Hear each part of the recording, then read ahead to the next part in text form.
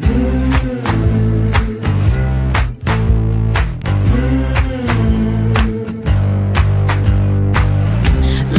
up, I gotta tell you,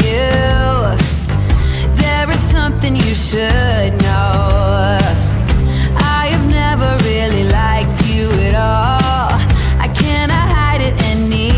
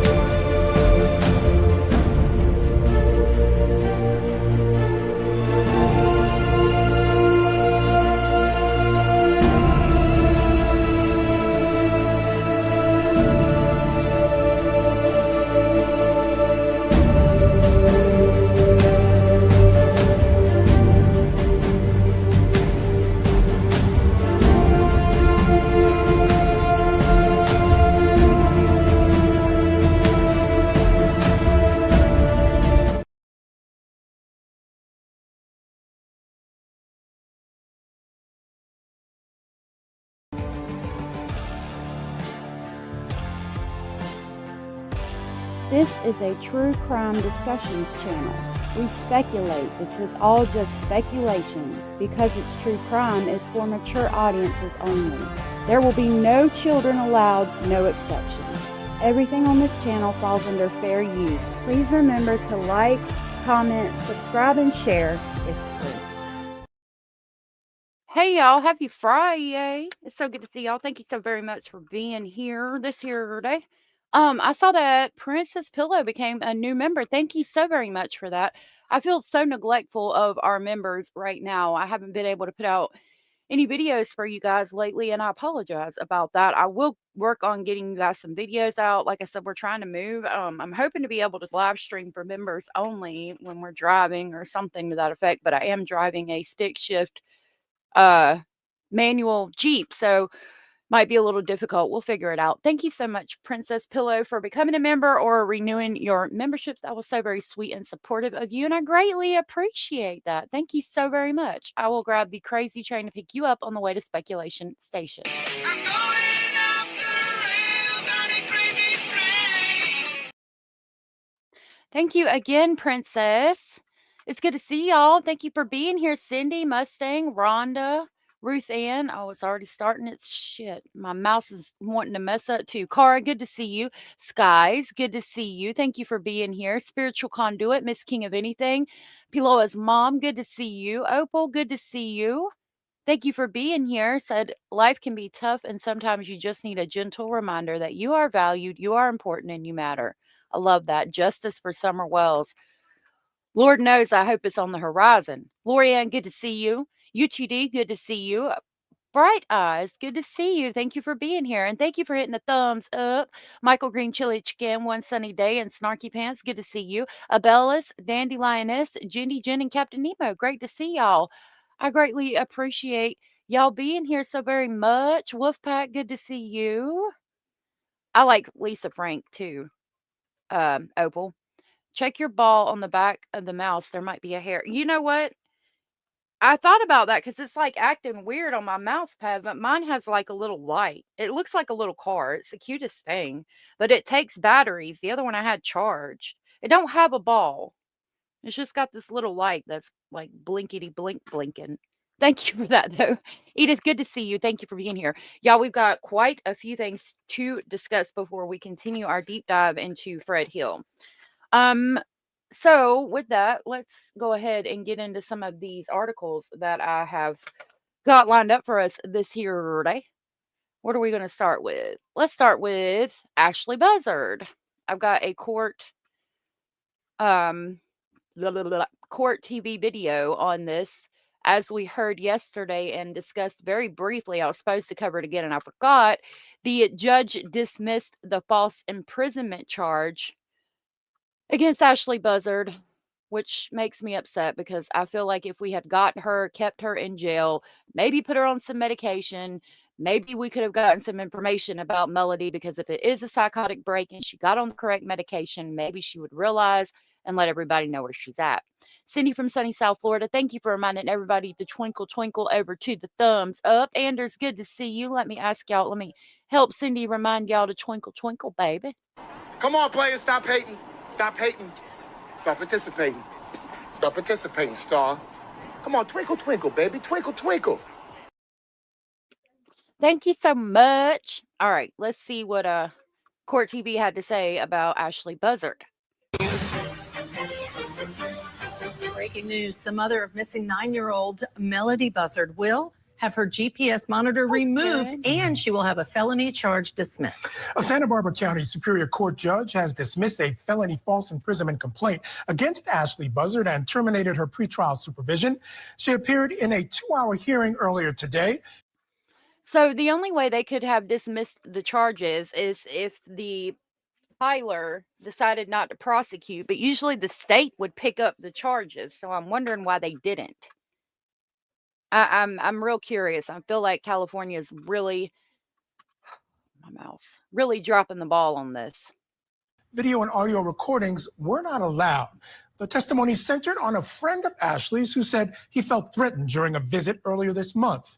Ashley Buzzard denies the allegation. Separately, investigators say that Buzzard took a road trip in October with her daughter Melodee, but returned without her. Authorities say the case remains an open missing person investigation. We had the opportunity to do something with that, California. What's going on now? 25 thumbs up out of 38. Again, if y'all don't mind, please hit the thumbs up. Hannah UK, good to see you, love. Thank you for being here. Cara said, I'm not shocked with California. They let Jake Harrow loose after what he did to Promise. You are 100% correct about that. Boom, boom, boom, bam. And don't forget about the 16 times he went to court about the felony probation violation charge. That if he had just been locked up one of those times, a manual would have been created and his life could have been saved if that man was in jail for any of the 16 times that he was supposed to be in court for the probation violation. We just kept continuing and continuing and continuing and continuing. And we lost another life at the hands of a monster. Lord have mercy. Okay, so we have talked about there is the issues going on in the Stranger Things cast, where 11 is going after the sheriff. I can't think of their names. David Harbour faced, quote, pages and pages, unquote, of allegations from Stranger Things co-star Millie Bobby Brown. So we had discussed this briefly before, and I found some more information I wanted to share with y'all on it. Ruth Ann said, that's California for you, right? She secretly recorded the guy, and she didn't do what he said. Really? We need to get that. I think that I've got a video on that too.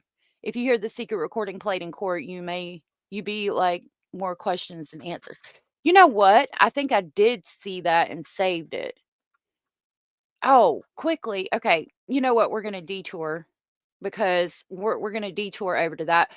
Somebody sent me this right before I came live, and I figured we'd play it real quick. Not all of it because it's 7 minutes. And then I'll look for that video because I think I do have a video talking about a secret recording with Ashley Buzzard.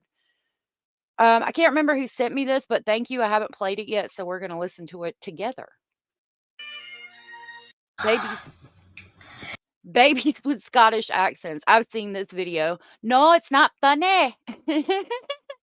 Nah, it's not funny. I've got school. Nah. Thank you, I'm Lorianne. not laughing. I've got school. Hey, Nini. Nah, has he drawn on my face? Tomorrow? No! What do you want for How lunch? adorable. I want a burger and chips. A burger and chips. Where do you want to get a burger and chips from? A burger and chips. No, What's that called? that's cool. Where do we get the burger and chips from? On the barbecue. On the barbecue. We did have a Aw. burger and chips in the barbecue. How Where pretty. else do we sometimes go to get burger and chips? You call it Old Mick. Don't know. Have you done a poo-poo? No, I think it's come for the field. You think it's coming from the field? She said, have you got a poo-poo? And the girl said, no, I think it's coming from the field. Yeah, The cows have done a poo. yeah. It wasn't Mylena. It's a cow. That is adorable. Lolly, do you want a yogurt lolly? Aye. Aye, please. Please. Okay. Aw. What do you say? You're welcome. Aw. Hand piece. Oh, them things scare me. Whoa. Hand Jesus. piece. Hand. I hate them things. I hate them damn bar things that they climb on like that. Oh my God, it scares the shit out of me. If that baby had stood up, he would have fell right over. I hate them things. Scottish accents are adorable. Maybe 4 or 5 getting a boyfriend. I think so. Julie, good to see you. My daughter sounds like the first girl and says that all the time. The video of the kids getting an onion and banana for Christmas is hilarious. I haven't seen that, but I will have to I'll put that in the Christmas list for Christmas videos. All them things Hey. scare me so bad. Hey, stop that. Wait, how do you get that? don't know. How do you get tech off Ekin? Oh no. He was shouting at me. What did they say to you? He said, I'm being cheeky. Your brother was being cheeky to you? Yeah. What do you want me to do? Try and tell him I'll tell him. Where is he? to come outside. Okay. I'm not gonna play all of it, but that is very cute. How very adorable. Thank you, Lorianne, for sending me that. I think I pulled it in the playlist. All right, mouse. Woo. Hey everyone, I'm Yep. Ashley Banfield, and this is Drop Dead Serious, and we have We're not watching Drop Dead Serious. Yep, secret recording right here. Hey guys, I've thanks had so it. much for checking out my show. Thank you guys for reminding me of that. I'm gonna try to get it to where we talk about this secret recording.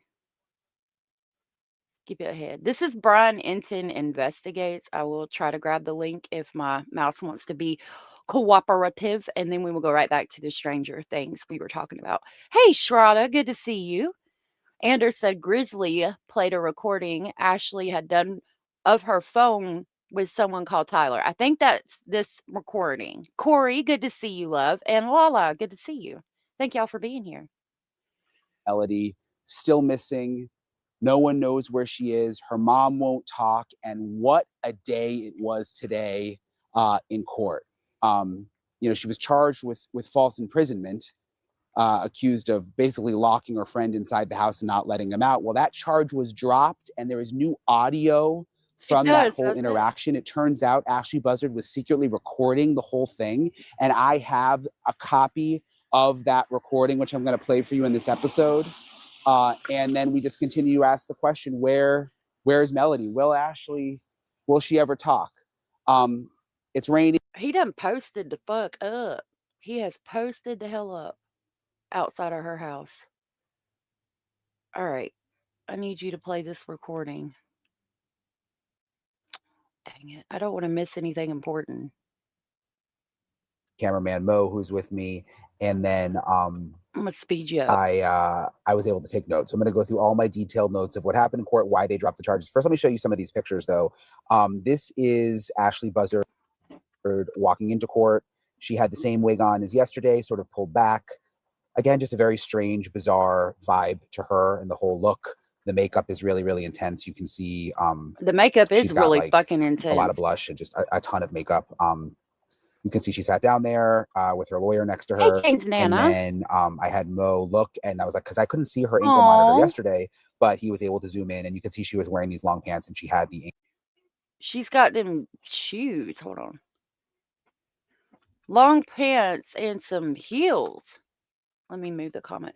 Tell your great grandson we said happy birthday. Look at them shoes. Hold on. I'll make it like this. Maybe you can see them better now. Interesting choice. Ankle monitor on. You can see them under the pants. Granted, the ankle monitor, I assume, is now off because the charges have been dropped. So let me go through everything that was said in court. Basically, Tyler Brewer, who is the victim in the case, the guy who said that he was held against his will in Ashley's house, testified. He was on the stand for quite a while. He said that they had a mutual friend, that him and Ashley Buzzard met in 2014, that she was roommates with this mutual friend, and when he would visit, Ashley was there, and over the 2 years, they ran into each other over the years. Again, this goes all the way back to 2014, so we're talking 11 years ago, that the mutual friend passed away in 2016, and that he reached out to Ashley Buzzard again in 2025, wrote a letter to her from his office. A lot of this was kind of interesting. He's a paralegal, apparently, and wrote this letter to her after seeing media coverage involving this police investigation, and said that he could help her with the situation because he's a paralegal. And she, he says, responded to him, and that is when they began speaking. She invited him to her house. He said that he first went there on November 1st, and then went there at least 5 times between November 1st and November 6th. On November 6th, he says that at first she said she didn't want company, but then texted him to come over. He went over after work. She insisted on him coming in the evening, he said, and said that she told him that Ashley told Tyler that she was concerned about the neighbors, and that she was agitated when he arrived, that the tone of her voice was different, that she had anxiety and seemed overwhelmed. And what was interesting about this hearing, by the way, is that at the very beginning, the judge made clear that. Okay, so the day that he came over, the first sign is her saying, I don't want company, and then changing her mind and texting to come over. And then she's irritated, agitated. She sounds like if she does have a serious mental thing going on, it sounds like she might have been in the midst of an episode at that time. It is a wig, Corey. Good to see you. Lorianne said Cruella. That's what she looks like. I was gonna tell y'all, when I come on camera, if my makeup looks jacked up, like I would much rather you be like, hey, your makeup looks kind of jacked up. You need to blend it. You need to do this. That eyeshadow ain't right. Y'all let me know, because I would rather be trying to look good than looking crazy, and people just be like, oh yeah, it looks good, and then talk shit. Little bit of Lisa, good to see you. I don't think I'll be looking nothing like that, but no one was allowed to talk about the bigger investigation into Melodee Buzzard missing. So you could tell they were kind of. Now that's a normal thing. I mean, even if we were talking about Eileen Wuornos, they don't allow it. Eileen Wuornos, Ted Bundy, when they were being prosecuted for a specific homicide, they wouldn't let anybody bring up other homicides that the person was charged with. I think that they weren't supposed to bring up even ones they had been convicted of, but I'm not positive about that. I know somebody's charged with something, it's not supposed to be brought up, so it makes sense that they said we don't need to talk about the bigger investigation in the courtroom, because she is charged, or I don't think she is charged with anything, but it's just a suspicion. She's not actually charged with anything, and even if she was charged with something, if she hasn't been convicted, you don't bring it up in court. Rob, good to see you. With ramen noodle bangs. All right, little bit of Lisa, I appreciate it. Put it on in front of the camera you're going to use. Okay. I got some videos saved on how to do it. Skirting between the lines a That will lot in help. terms of what they were able to say in court, and Tyler was having to be careful answering the questions because a lot of his answers had to do with Melodee. Like, the reason he reconnected with Ashley is because he said that he was trying to get information and help with this whole situation with Melodee, but he couldn't really elaborate on that during this court hearing because the judge was very, very clear, don't bring up anything to do with the Melodee investigation. So in a way, it was hard to kind of follow some of this and really have a fair hearing because you couldn't get the answer to a lot of these questions. But anyway, so they meet up on November 6th. He comes here to the house. He could tell that something changed with her, he said. Edith, thank you so much for gifting a Speculation Station membership. That was so very sweet and supportive of you, and I greatly appreciate you giving the gift of more videos to somebody in our chat. That was so very sweet and supportive of you. I'm trying to access the live so I can see who it went to. Abraham, it's good to see you, my dear. I'm glad you are here. So that membership went to Uke of Dork with a cat behind it. Uke of Dork, if you are here, I like your name, and you are aware that Edith gifted you a membership, please tell Edith thank you. Thank you so much, Edith. You're so very sweet. I love your picture. I know I've told you this before, but the hat on sideways, I used to do that all the time. Thank you so much for that. Let me grab the crazy train to pick our new member up on the way to Speculation Station. Thank you so very much, Edith.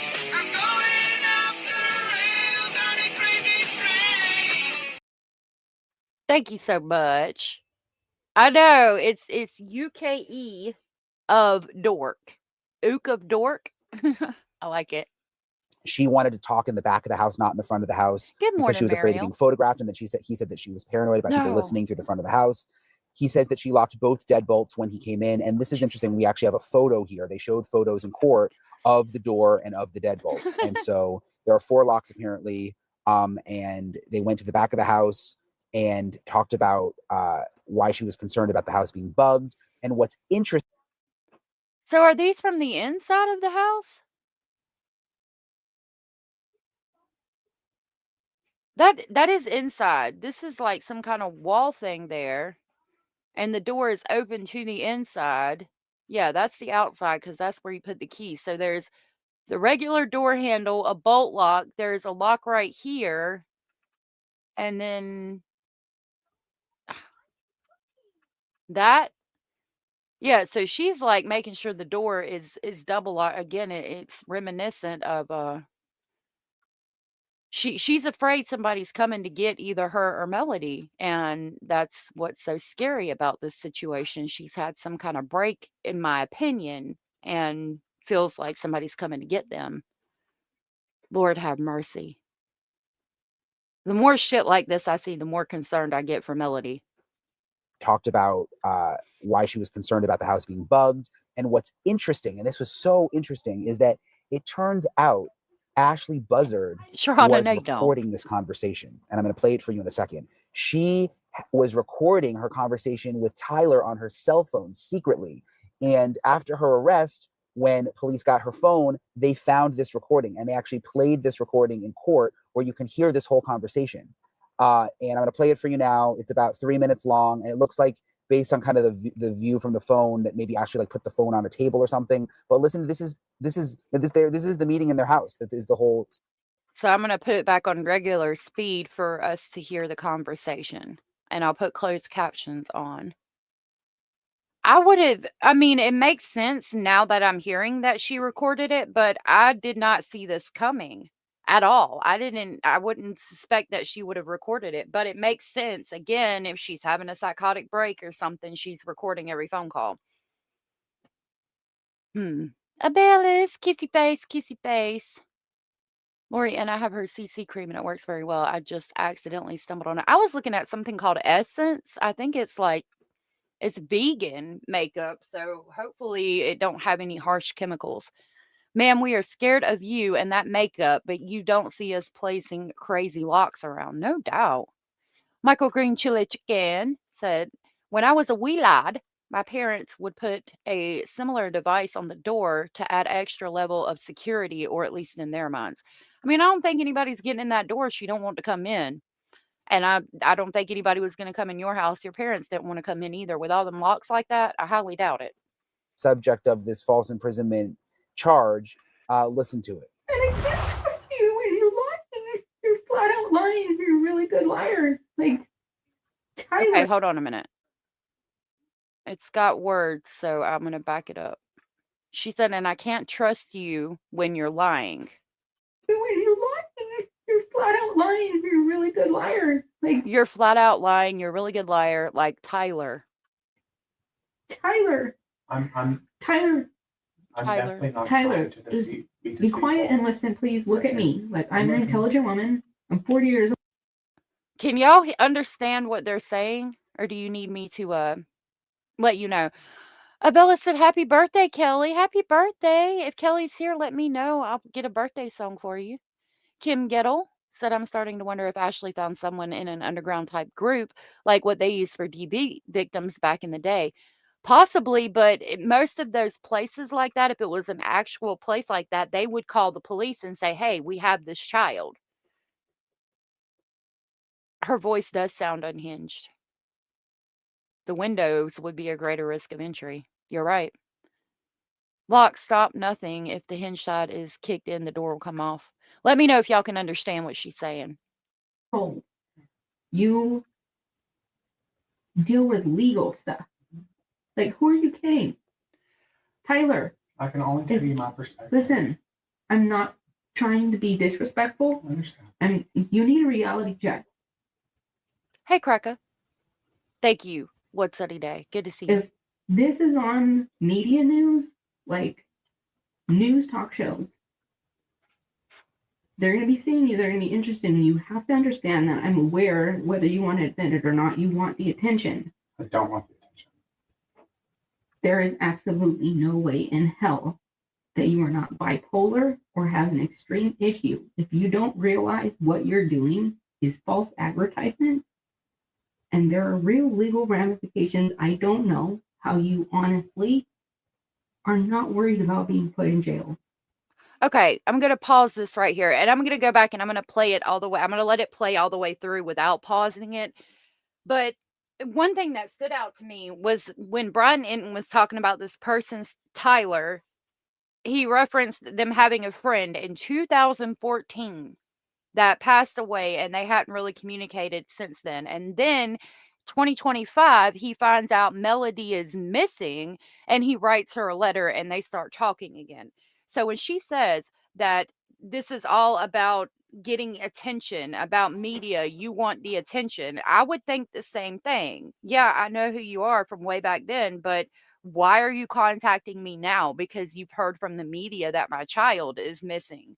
Like, I would definitely think that. The way she talks about having a bipolar episode, too, lets me know that she could be diagnosed with being bipolar because she knows all of the symptoms of it.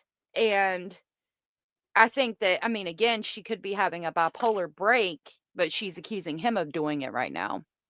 She really is not the right person to diagnose anyone, I don't think.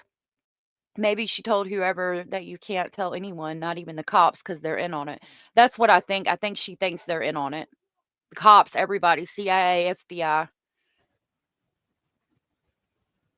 I would like to leave at this moment. Since you're leaving in an uncomfortable way, I want the keys to my house Yeah, they're right there. and the storage. Right there. Nobody else has keys, is that correct? Yes, ma'am. No one else has keys. Tyler, genuinely, if you've been here, genuinely to help, I appreciate it. The lies are a lot. And especially if you are genuine and trying to help in your own way, you should be very concerned if they recognize you, because anyone else, like running for district, it doesn't add up. I'm not threatening you, but I'm saying, like, I'm not threatening you at all. I'm trying to help as a friend because I feel like it has to be bipolar or something. So that reference that she just made, you need to be really careful because anybody out in this district, using the term district makes me think of politicians, District A, District B, District C. Which, if that's the case, she's thinking that everybody's in on it, like we were just saying, the police, the politicians, the FBI, the president, all of these things. And going back to what I was just saying about this person, Tyler, appearing to want attention, because that's what it appears like to me, and to back that up, he charged her with false imprisonment or wrote a statement on it to get her in trouble, and then the charges are dropped because we find out it's all a lie because she recorded the phone call, which kind of backs up her theory of he's just doing this for attention and the lies need to stop. I heard he isn't running anymore. Who isn't running? Why would he have a key to her house and her storage? That's a great question, especially if they just started talking again in 2025. Maybe because they had seen each other about 4 times, Brian said. Maybe he said, let me check your storage. Let me, give me. Somehow he got access, making her, I don't know, maybe, he's like, let me see if Melodee's here. Let me check your storage and see if she's there. Who has dropped out of the race? This guy Tyler was running for office? Oh, wow.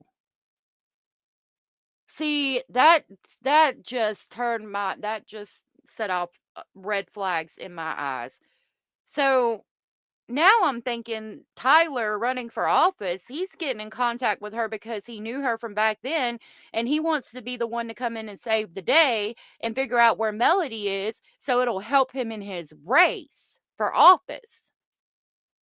Oh, no, I don't like this shit at all. Julie, good to see you. He was running for some kind of official post in an election. Wow. What the fuck? Little bit of Lisa said to me, this recording, he sounds scared, trying to keep control in hopes to get out of there. He does seem fearful, but I don't think she's not holding him against his will. It appears. But I don't think you're grasping the level of online things that don't make sense. No, I understand where you're coming from. At this moment, I would like to leave. And I'm more than receptive if you want to call or text That's true, me. Gran. At least How do we I tried. send you the money of the receipts for I'm the not copies? concerned about any of that. But I'm still very receptive. Should you want to call me or text me, but I've done nothing intentionally to be deceitful.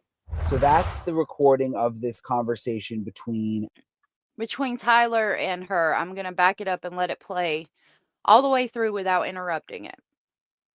Again, this is from Brian Entin Investigates. Please go give him a like and subscribe. I have dropped the link in chat. I am grateful that he tried, Gran. I am. I wish we could have gotten some answers, but I'm with Cara. I feel like I'm in some kind of episode of crime drama show with this call. You know, the politician is now involved to help, but wasn't really trying to help. He was locked in a house and told her at least once he wanted to leave. But she's not keeping him from leaving. She's saying, if you're going to leave, you need to know this, like just trying to finish the conversation. I think that's why they dropped the charges. Once he said that, she should have unlocked the door and let him go. I agree, but I don't know if it's enough to prosecute. This is only about half of the actual recording. Not sure why we don't have the rest. Little bit of Lisa, have you heard the entire recording? Somewhere else? Does he do it again? Let me see. It appears he's just talking. Somebody gets interviewed. We'll watch that. All right. I'm going to play the recording all the way through without speaking. Listen to it. And I can't trust you when you're lying. You're flat out lying. You're a really good liar. Like, Tyler. Tyler. I'm definitely not Tyler, trying to deceive, be quiet and listen, please. Look at me. Like, I'm an intelligent woman. I'm 40 years old. You deal with legal stuff. Like, who are you kidding? Tyler. I can only tell you my perspective. Listen, I'm not trying to be disrespectful. I understand. And you need a reality check. If this is on media news, like news talk shows, they're going to be seeing you. They're going to be interested in you. You have to understand that I'm aware, whether you want to admit it or not, you want the attention. I don't want the attention.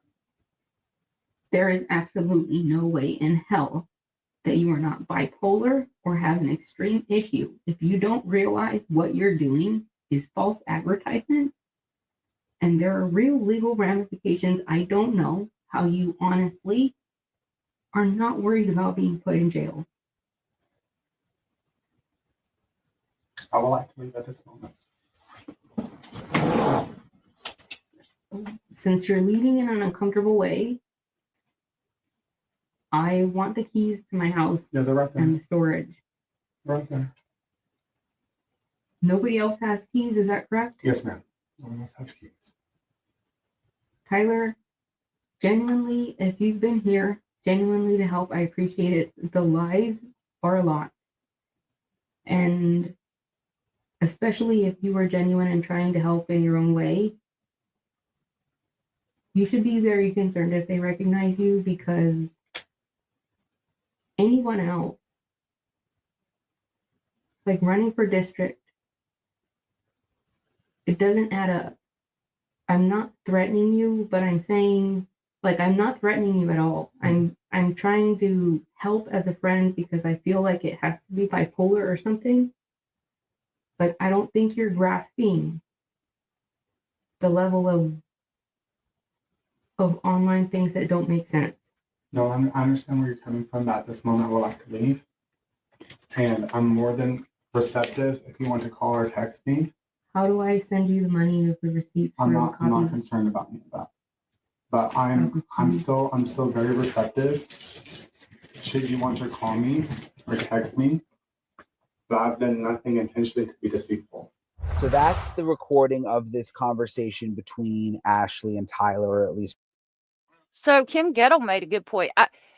Before we do that, listening to that phone call, it's very interesting for me for her to tell him that he needs a reality check, and saying that you're not dealing with reality. I think you're bipolar. You need to address this. That's really very interesting coming from her, talking to somebody else. It's like projection. Like, do you not see that that's what you have going on? I mean, but if something did happen to Melodee and she goes with an insanity defense, we have this recording for the time period that Melodee's actually missing before she gets arrested. If she does, and she doesn't seem to be out of her head, Like, it's not insanity. Kim Gettle said Strategic Eyes said Tyler's Facebook page looked like he was advertising himself as a lawyer, and he's not. That's not good. The more I hear, the less I like of this guy. Who's they? The Illuminati? Good to see you, Mrs. North. I don't know that they're involved this time. She might think so. Kelly, is it your birthday? Abella said happy birthday to Kelly, and I was wondering if it was you. Brian Entin put this out. This is the recording that was played in court that made them drop the charges because it doesn't appear that he was being held against his will. Part of it. Back to my notes from court in terms of what he said. That's where we're getting part of it. Listen.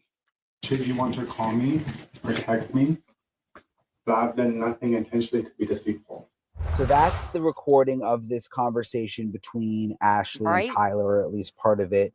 Back to my notes from court in terms of what he said. So part of it, that's part of it. So there definitely is more. I would love to hear all of it.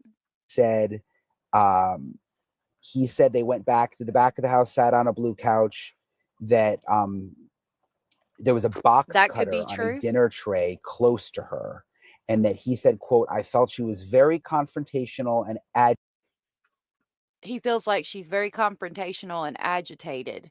There is a box cutter, but it's not like she's holding it in her hand, threatening him. What else is there? Some kind of bar? What's on the floor? Is that blood? What have we checked the wood stove? Agitated and hostile.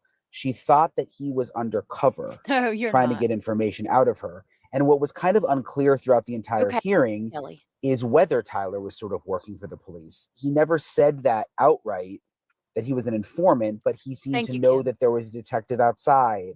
And, you know, he immediately went to that detective when he got out of the house. So it was interesting. Said that she said something about the daughter, and it appeared she said something on the 6th that she regretted and freaked out. Something about the daughter that she regretted and she freaked out. That's not good, but it doesn't necessarily mean that she's deceased. It could mean that she left Melodee with somebody and that person won't contact her now, and so she's freaked out. God, we've got to find Melodee. Mariel said, I think the judge didn't want her to talk about Melodee because the ongoing investigation. Right, exactly. That's a good point, too. And they asked, would it surprise you that those facts did not come up in a recording? I told her I was uncomfortable. I was ready to leave. He kept saying, I told her I was ready to leave, told her at least twice, said he was asking for about half an hour to leave. So he portrayed the conversation as half an hour, but the recording was much shorter, which is something the defense brought up later. And he just said, look, I had a lot of anxiety. It felt like forever. She said, I could not leave, he said. But when he got up and tried to leave, she stood in front of him. I felt like I was not able to leave, he said. I don't recall if she had anything in her hand when they were asking about the... See, that's completely different than the way it was presented to begin with, and that's the problem. Cracker Jack's good to see you. I'm not sure it wasn't for publicity that he got in touch. He still got it. I'm not sure. Yeah, I read that right. And I agree. Boom, boom, boom, bop, bam.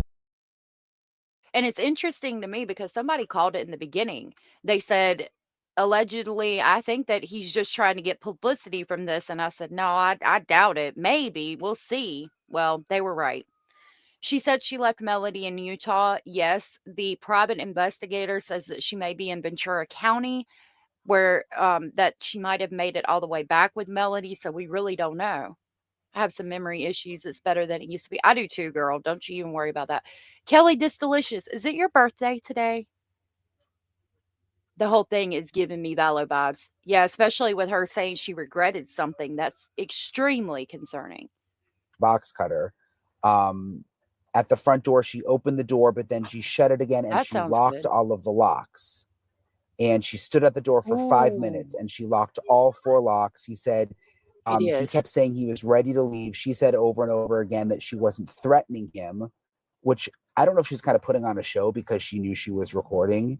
Her demeanor and the box cutter and standing in front of him and locking the locks, it all made him scared, he said.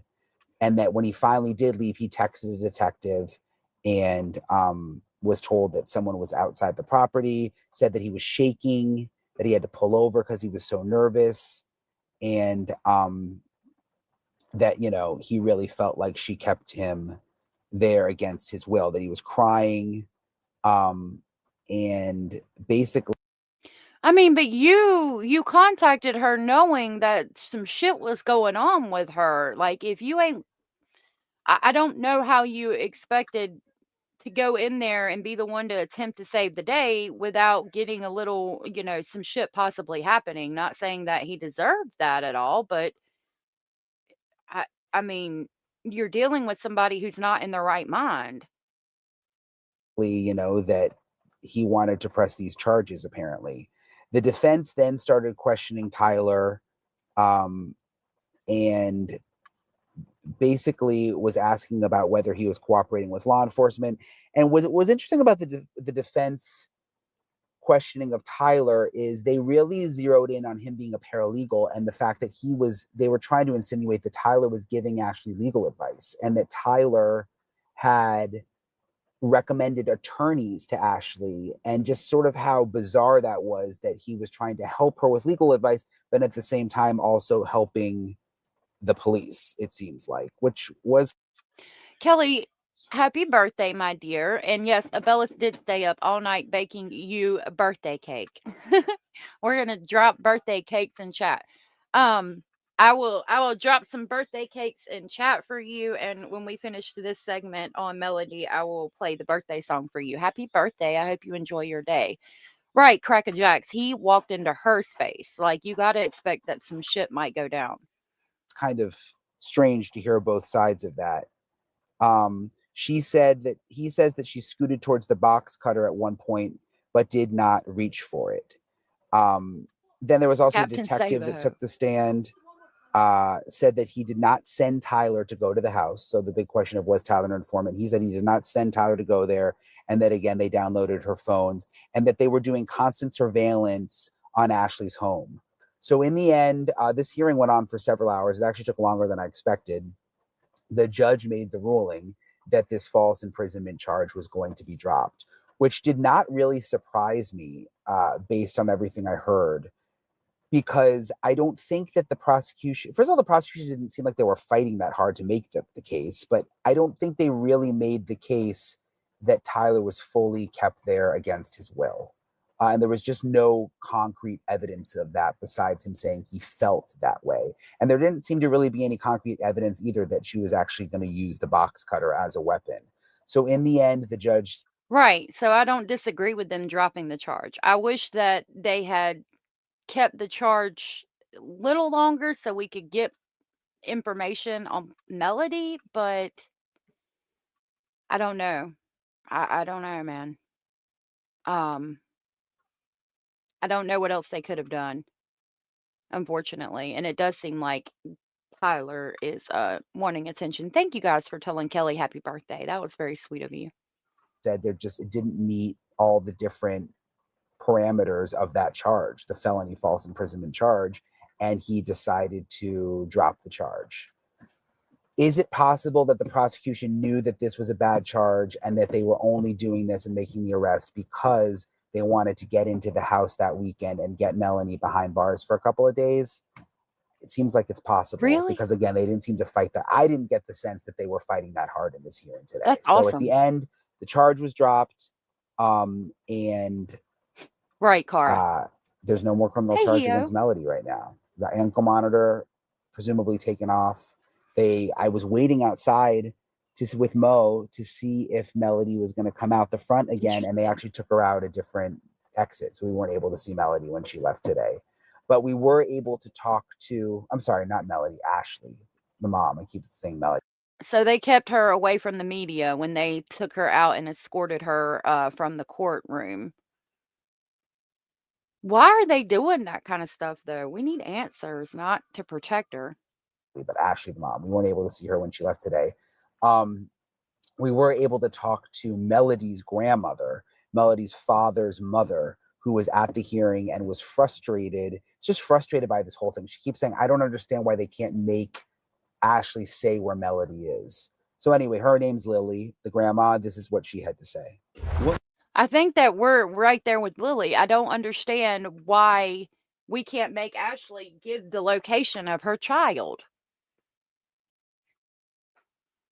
What was Ashley like before all this? Like when she was married to your son? She different? Got married. They had a little baby, and you know, my son passed away in a motorcycle accident when Ashley was 6 months. So I really didn't know her that much. But she was a good lady. I mean, real quiet. That's all I can tell you. Does she seem a lot different now? Yeah. I will not recognize her in the street, I don't think. It's been a long time. It's been a long time. People change. Did she wear the wigs back then? No, she had beautiful long hair, never wigs. Now she's wearing a lot of wigs. I don't know what that came from. She appeared to have cut her hair very short, and again, it's disguises. I mean, the locks on the door, the changing of the license plate, the renting cars, the wigs, all of it, she's disguising, hiding, trying to feel like she needs to keep safe. Melodee, I think. I don't know. But What about the makeup? never wear that kind of makeup before. She had, I don't know, kind of like more than usual that she ever wore. What do you make of the wigs and makeup? Like, I mean, since you knew her back then. I don't know if she's trying to change her personality or I don't know. Changing license plates, I heard, and I don't know what that comes from. Is there any reason that you know of that she would take Melodee out of state all the way to? No, I didn't even know she had family in Nebraska. Melodee. So yeah, I'm gonna go look. I'm gonna go look everywhere where I think she. People shouldn't be shouting Melodee like that. That was kind of fucked up. That laugh of her changing says a lot. Yeah. Yes, it does. Yes, it does. I sent a screenshot of the paperwork for Lauren's suit against Cresha. I got a reply from Turtle Boy admin that he already knew about it and was already talking to Cresha. That's super cool. Evidently, Cresha's going on to Turtle Boy's live from what Kim just said tomorrow. And Turtle Boy is talking to Christina. That should be pretty interesting. Kelly said the cake is the best I've ever had, and no calories is a bonus. What's that you say? It's calorie burning and weight loss inducing cake, even better. Awesome. No, it's not on yet. They said it's going to be tomorrow, I do believe. Oh, watch the birthday video Cara posted. It's priceless. I know that it must be so frustrating for you, the fact that she has not been cooperating with the police. So yes, we're very frustrated, very mad, very angry. So I don't know. So I'm really sorry. That's all I can tell you guys. Okay? As a grandma, what are you feeling right now, though? I'm feeling really sad. I mean, we're all crying. I haven't been able to sleep in 43 days. But I go to work and I do my job and I come home and I eat and walk my dog and always thinking about my grandbaby. Do you have a message to Ashley, or should she be watching this?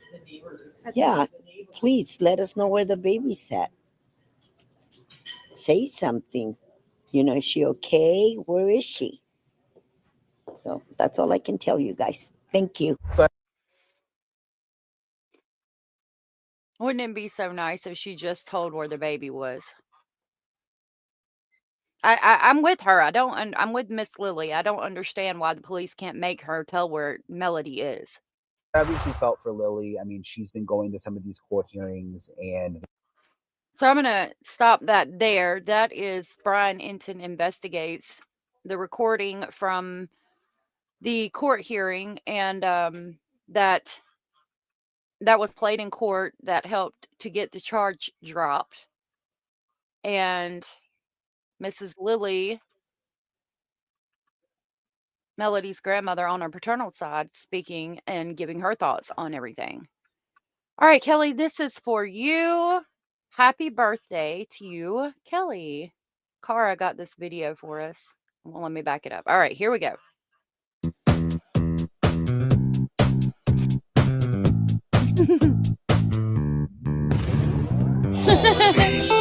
It is your birthday.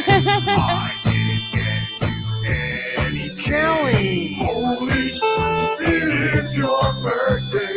I didn't get you Damn. any Kelly. Car, not even a text. Damn. This song is all you'll get. Holy shit, it is your birthday. I didn't get you any Kelly. Holy shit, it is your birthday. I didn't get you any Kelly. That's so funny. This is your gift. This is your gift. On there with the Better jellyfish. than nothing. Is it?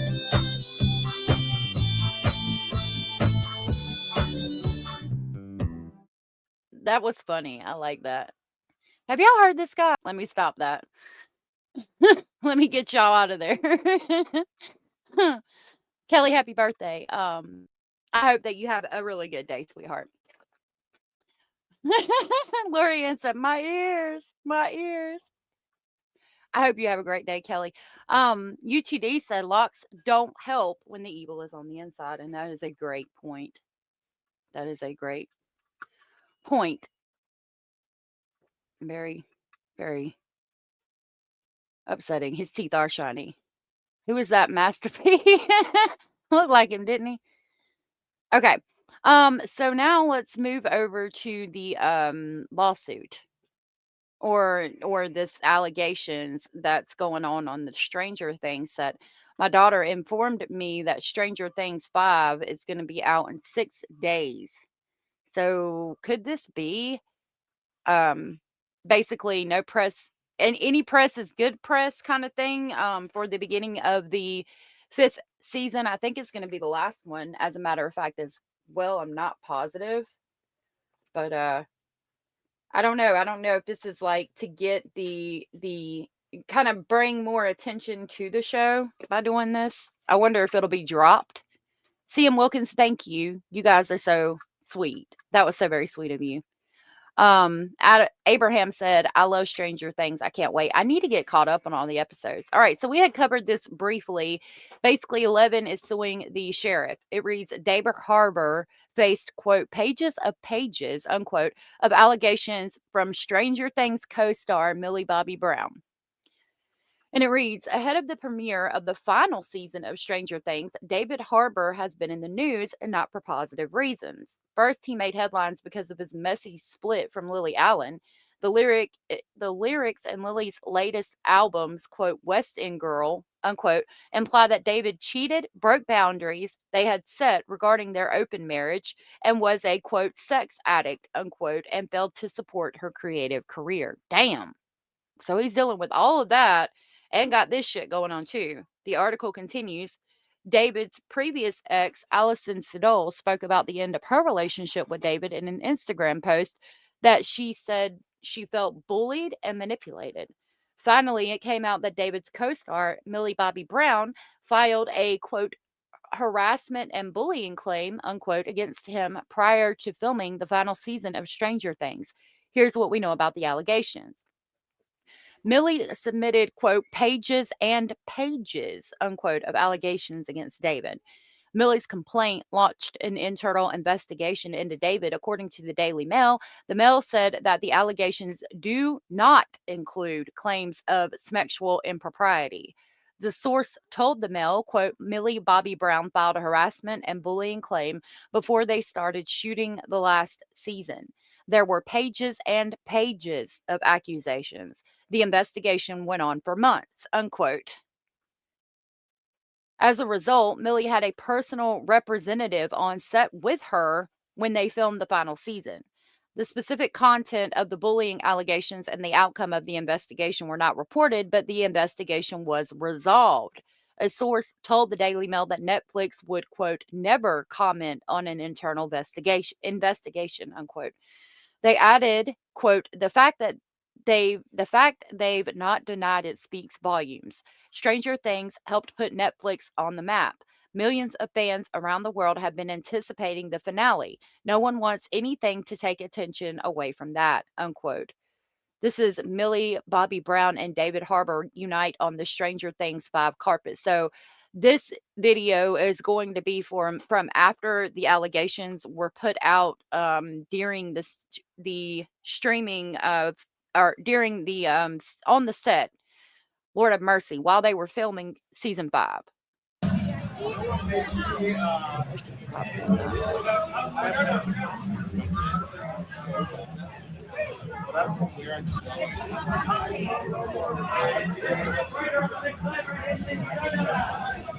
wonder if that's the hand of her personal representative. Very young. I had a shirt that said Dance of Dave when I was like 4 years old. Yeah. God, Dance that of dress is Dave. see-through. Yeah, it was very sweet. Picture me and my mom like this with Dance of Dave. I'm going through the archives to find it and embarrass myself. Lord, she's grown up. Oh, my paper's out. One of my favorite Metallica songs. You can see slap through that dress. Good Lord. Like you can see slap through it. It's nothing but lace. Hey guys, look at this way, brother, please. Beautiful. I like that pinstripe suit he's wearing. Lord have mercy. Am I as handsome as Jake? I'm not. It's not my fault. It's just genetics. So, Millie, right here. Millie, take it easy. They're putting on a good act. And guys, right here, really please. Thank you both. Thank you. And Millie, go back. Millie, where's up, Millie? Millie, by yourself.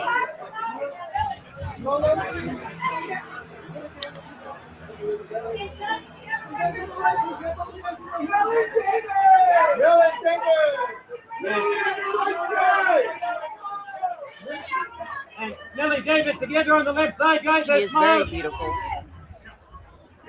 Yeah, that damn mustache gonna get up and walk the hell away and start a career all its own.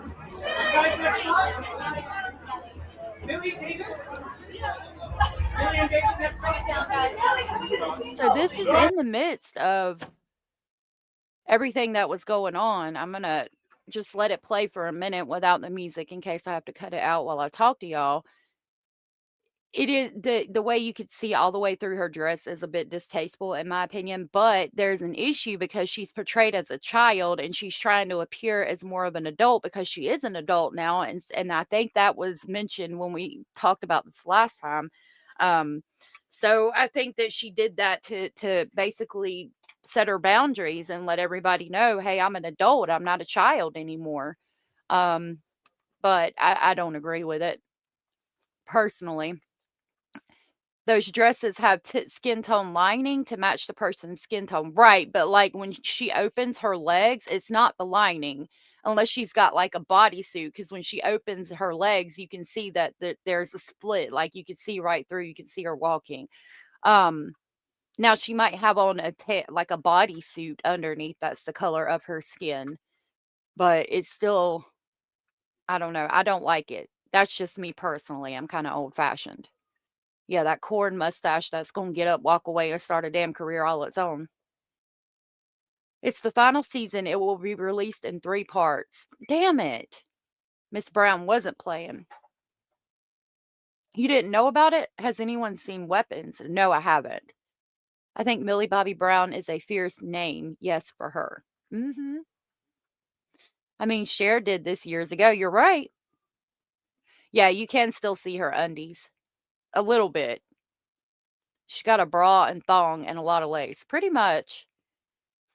Corey said, I can't decide if I like it or not. There's a slip underneath that's her skin tone. Well, you can see, look, I'll show y'all.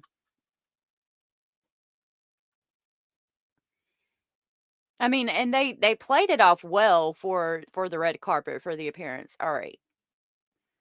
Hold on, I'm gonna try to pause it where she opens her legs and you can see straight through. Like it's not a slip. If it was a slip, see, even right here, you see this. That might be that's a different color. There's a little line right here that's a different color than her skin. Okay, so that could be like the back of a bra or something, or the top of. I don't think it's her underwear. There's something there though. Hold on just a minute.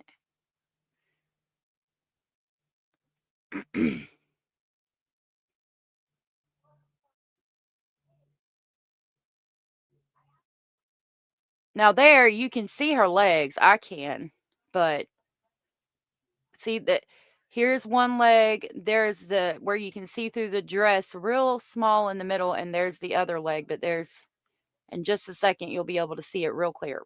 Look right there. See her leg is here, the other leg is here, and then in the middle you can see straight through it. Like it's not like a slip. See right there, you see her leg, and then you can see straight through it. Y'all see it? Like her legs.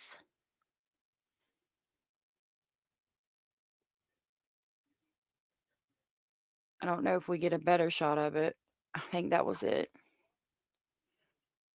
Nope, right there. Watch her. Look at her legs. Not her head, not her face. Right here when she turns around, look at her leg. Right there. See? Look at Carrie and Samantha from Sex and the City. They didn't get along. Really? I didn't know that. Weapons is the best movie of 2025. She was not very young. They actually showed her ass. Looks like a horsetail. What you are seeing is pleats in the dress where the fabric overlaps, another creating a darker shade. I don't think so. Maybe in the middle, but right there, like you can see her legs. That's straight see-through. You see her legs. You see it. Just because you can doesn't mean you should. Yeah, Bella said, I'm imagining she's wearing something skin toned underneath, and she very well could be. I don't think it's a slip, but she could have like a skin tone bodysuit. But I did see her underwear, so I don't know. And I keep the thing that keeps coming to mind is that she's trying to portray herself as an adult and not a child anymore, just like fucking my achy breaky heart's daughter. Miley Cyrus coming out like half nude right when she turned 18. Like these people who become stars when they're children, young women, when they are turn an adult, they want everybody to know. So they wear shit like that. And that's part of it. I mean, and if you were a child star and then you turned 18, I can't tell you. I mean, at 18 I was making really dumb decisions. And you've got people, PR representatives and things like that are saying, well, do this so everybody knows you're an adult. I think it could be a lot of. Yeah. Big fan of SATC. I'm afraid to look in case we see too much. All right. Oh, we hadn't finished reading the article when we played that. Okay. It says the Duffer brothers and an executive producer commented on the allegations. Matt Duffer told The Hollywood Reporter, quote, nothing matters more than just having a set where everyone feels safe and happy, unquote. EP Sean Levy said, quote, you have to create a respectful workplace where everyone feels comfortable and safe. And so we did everything to build that environment. And we are proud of the fact that we did so, unquote. He also added, however, unquote, I've read a bunch of stories and they range from wildly inaccurate to ... There's so much noise around it. But the truth is that we view this crew and cast as family. So we treat each other with respect. And that's always been bedrock, unquote. There is an. Hey, guys, together right here in the middle. Guys, right in front of you, right here. All right.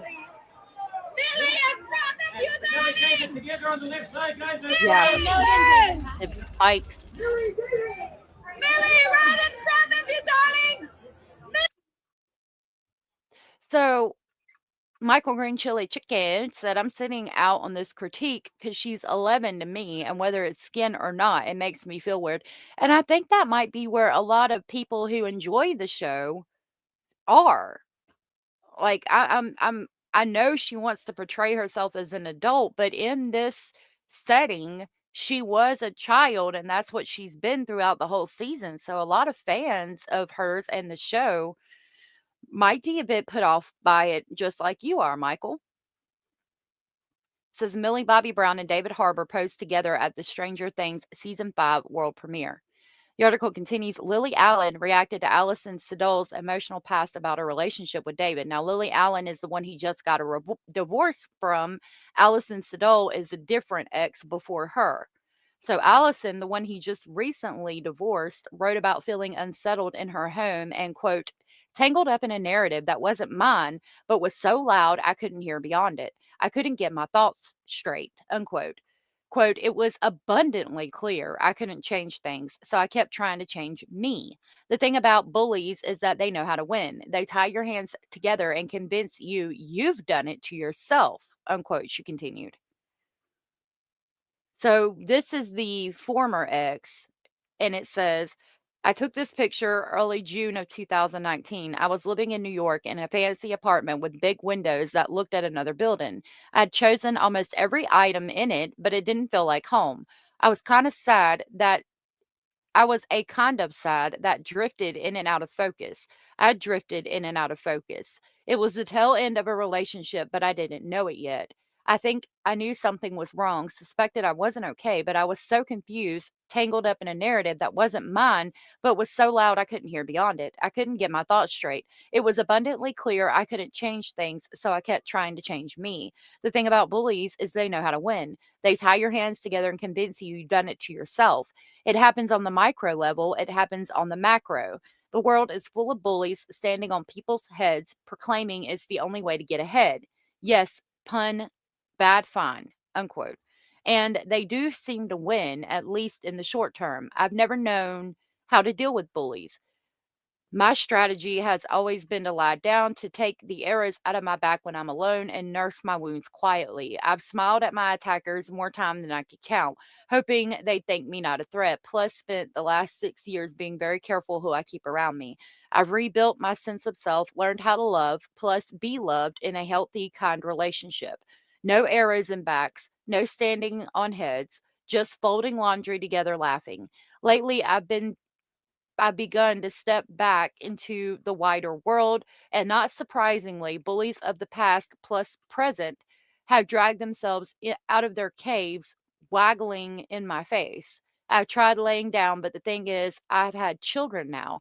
I'm not the person I was. I can't lay down even when I want to. Lying down keeps me up at night. Every parent knows that anything that messes with your precious sleep is not worth it. It feels like a test from the universe. How to be kind yet stand up for myself. Bullies think people are weak, but are we? Especially when the person that is kind is the kind of person that can write songs. She later wrote, I never known how to deal with bullies. My strategy has been to lie down, take the arrows out of my back when I'm alone, nurse my wounds quietly. I've smiled at my attackers more time than I could count, hoping they think me no threat and leave me be. At the end of the note, she gave a nod to Lily, saying, quote, bullies think kind people are weak, but are we? Especially when the person that is the kind of person that can write songs. Lily liked the post and left a comment with a heart, emotion, and solidarity. Kimmy C123, good to see you. Good to see you. Skibbity foople flap. Good to see you. Beyonce wears multiple Spanx pantyhose. That's why she has that tight and snatched look in her concerts. Spanx is a type of shape underwear. Yep. Yep. Shelby, good to see you. Okay. What do we have next? Oh, let's talk about the plane crash. So we had discussed the cargo plane 50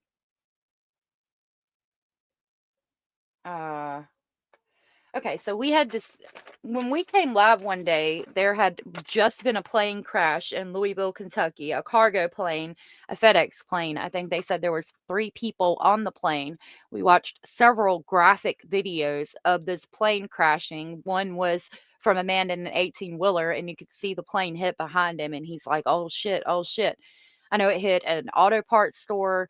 There was 11 people missing, considered deceased. At the time, I think 19 was the total that had died, and one was a child that appeared or at that sources said was with their parent at the auto place, from my understanding, and unfortunately passed away that day.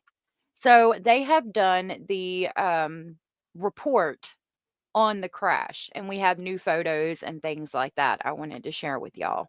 Here's a news segment on this situation. We have breaking news. A new NTSB report is shedding light on what may have caused a deadly Louisville plane crash earlier this month. Newly released photos show the moment the left engine detached from the UPS cargo plane shortly after takeoff. The report says the engine pylon showed signs of fatigue cracks and overstress failure. So here you see in image number 1, I'm going to make it big. Hold on just a minute. Okay, in image number 1, you can see the motor in its right position. Number 2, you see that the motor is now facing an upward trajectory, and it's not supposed to be that way because the motor on the other wing is still facing forward the same way it was in picture 1.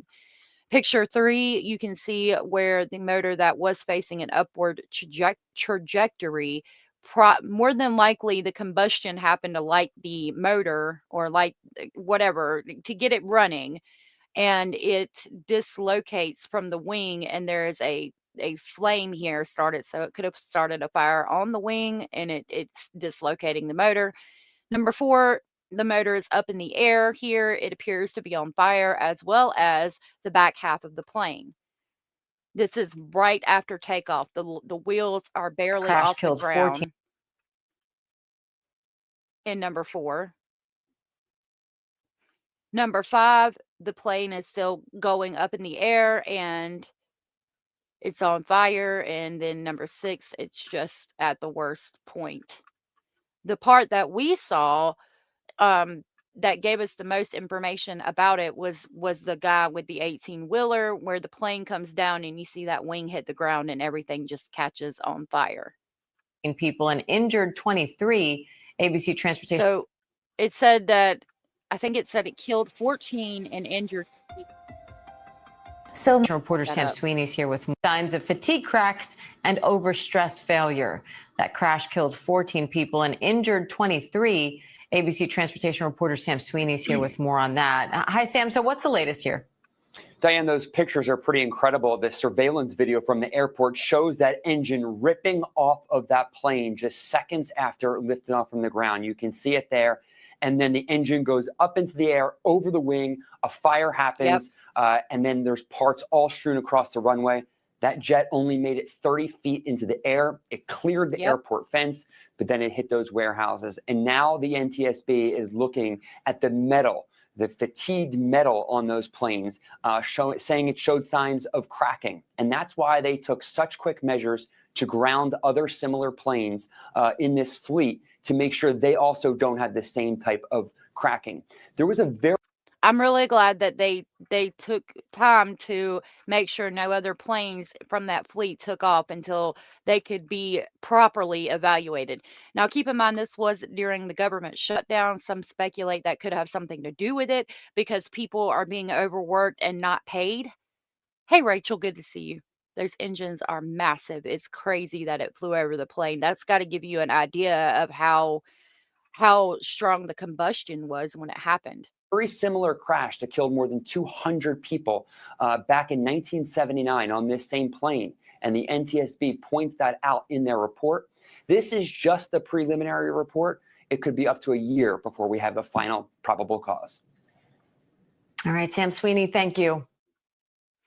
And then somebody had sent me a video on it that we'll watch real quick.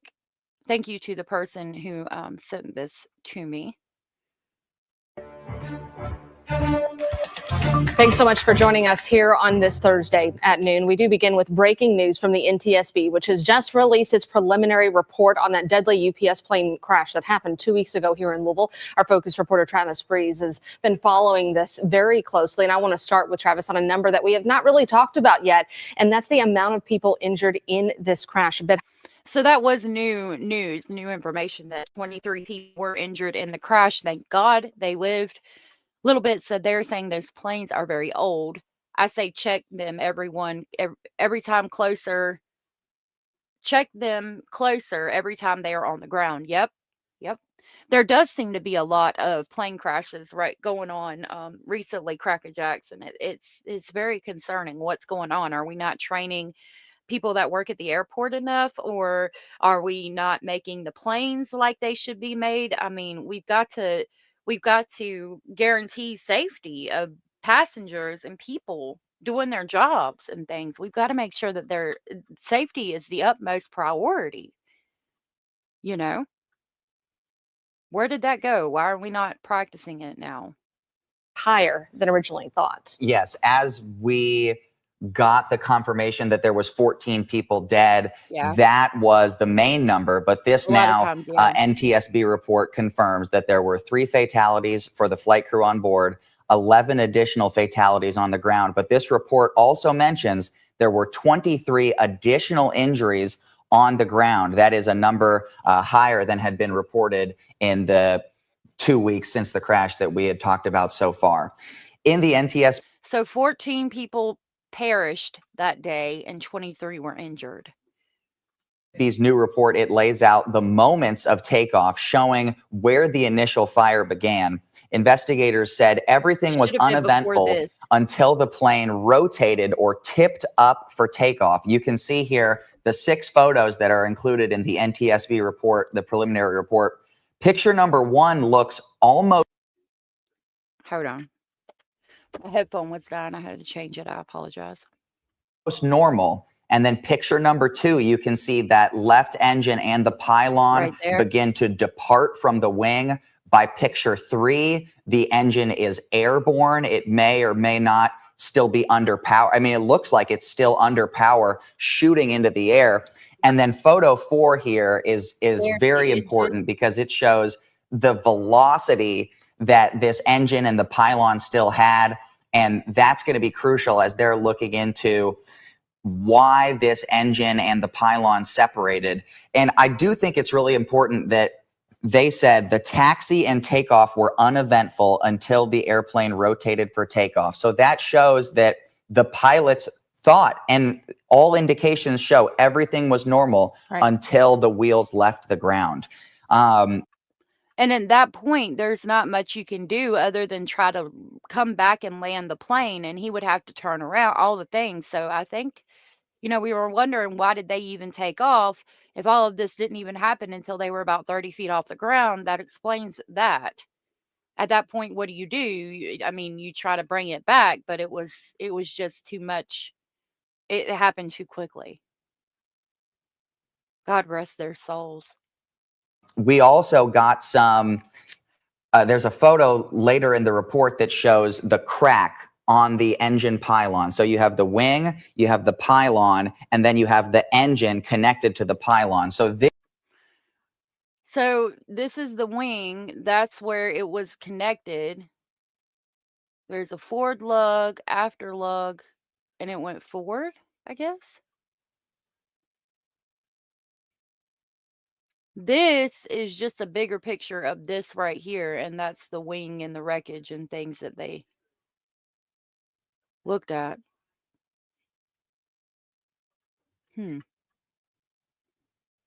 Parts shouldn't be just dropping off airplanes. It's just not acceptable. Exactly. Boom, boom, boom, bam. Exactly. this is the connection point between the pylon and the wing. This is the aft connector. So the pylon's connected at 2 points. This is the rear connector towards the tail. And you can see the report says it is cracked at the 2 o'clock and 9 o'clock position.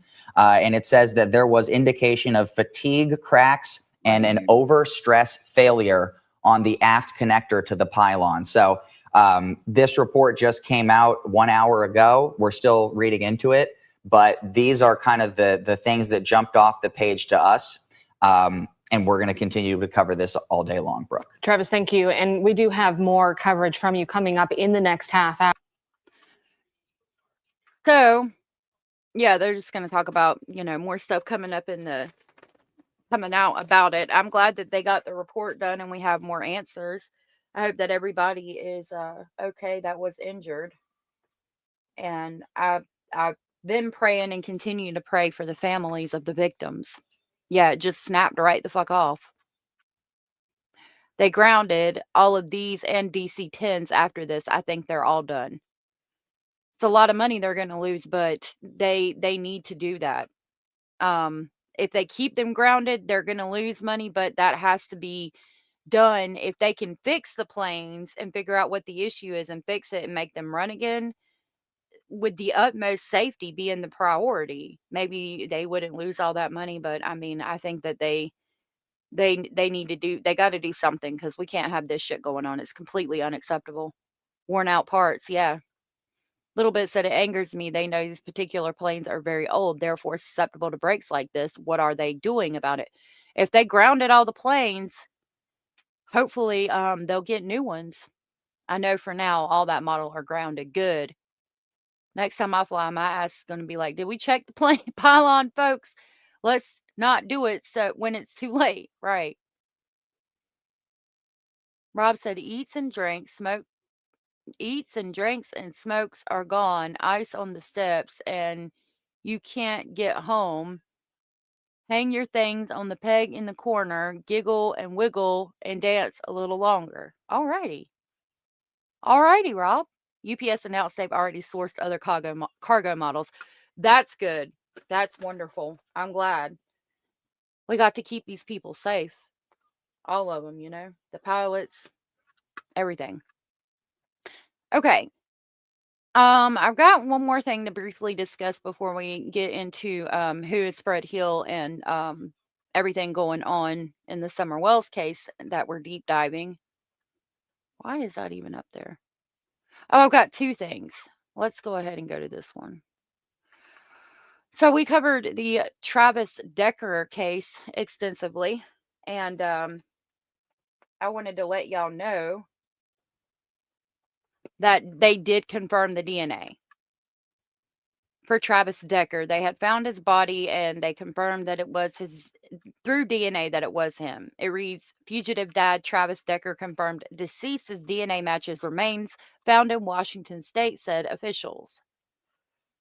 We'll watch a quick video. Oh, this is the dash cam footage. Okay. Kittle helps you create.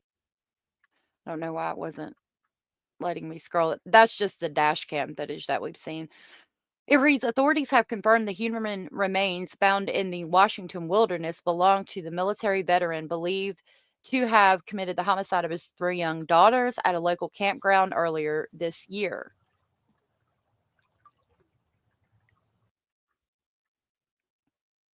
The discovery marks the end of a 3-month-long manhunt for Travis Decker, a military veteran and wilderness survivalist who vanished after authorities discovered bodies of his 3 daughters, Peyton Decker 9, Evelyn Decker 8, and Olivia Decker 5, at the Chelan County campground on June 2nd.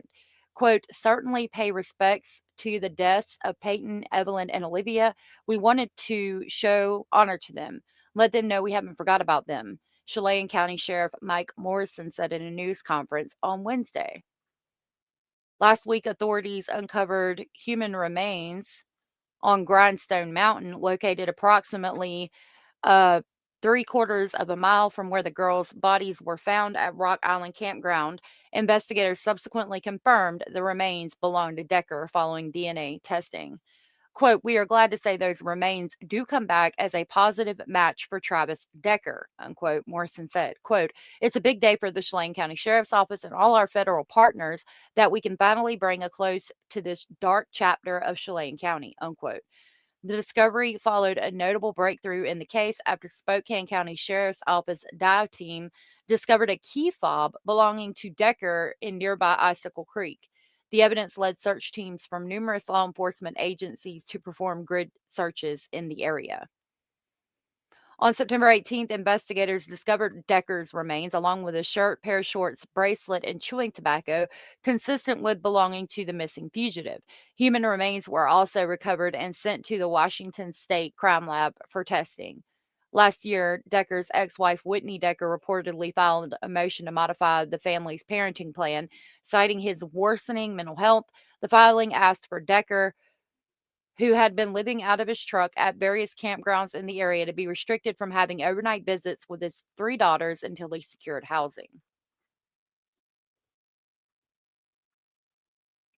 So I wanted to talk to you guys about that and let you know that he had been located. They've confirmed that it's him. Okay, I've got another story to share with y'all very quickly. So this story is going to be about the Whitakers. Now, I'll tell you a story. I knew a girl. Her name was Kristen, and she was from West Virginia originally. She had come down to North Carolina, got married, had children, all of that. And I met her when she was married and had children. We lived in the same area.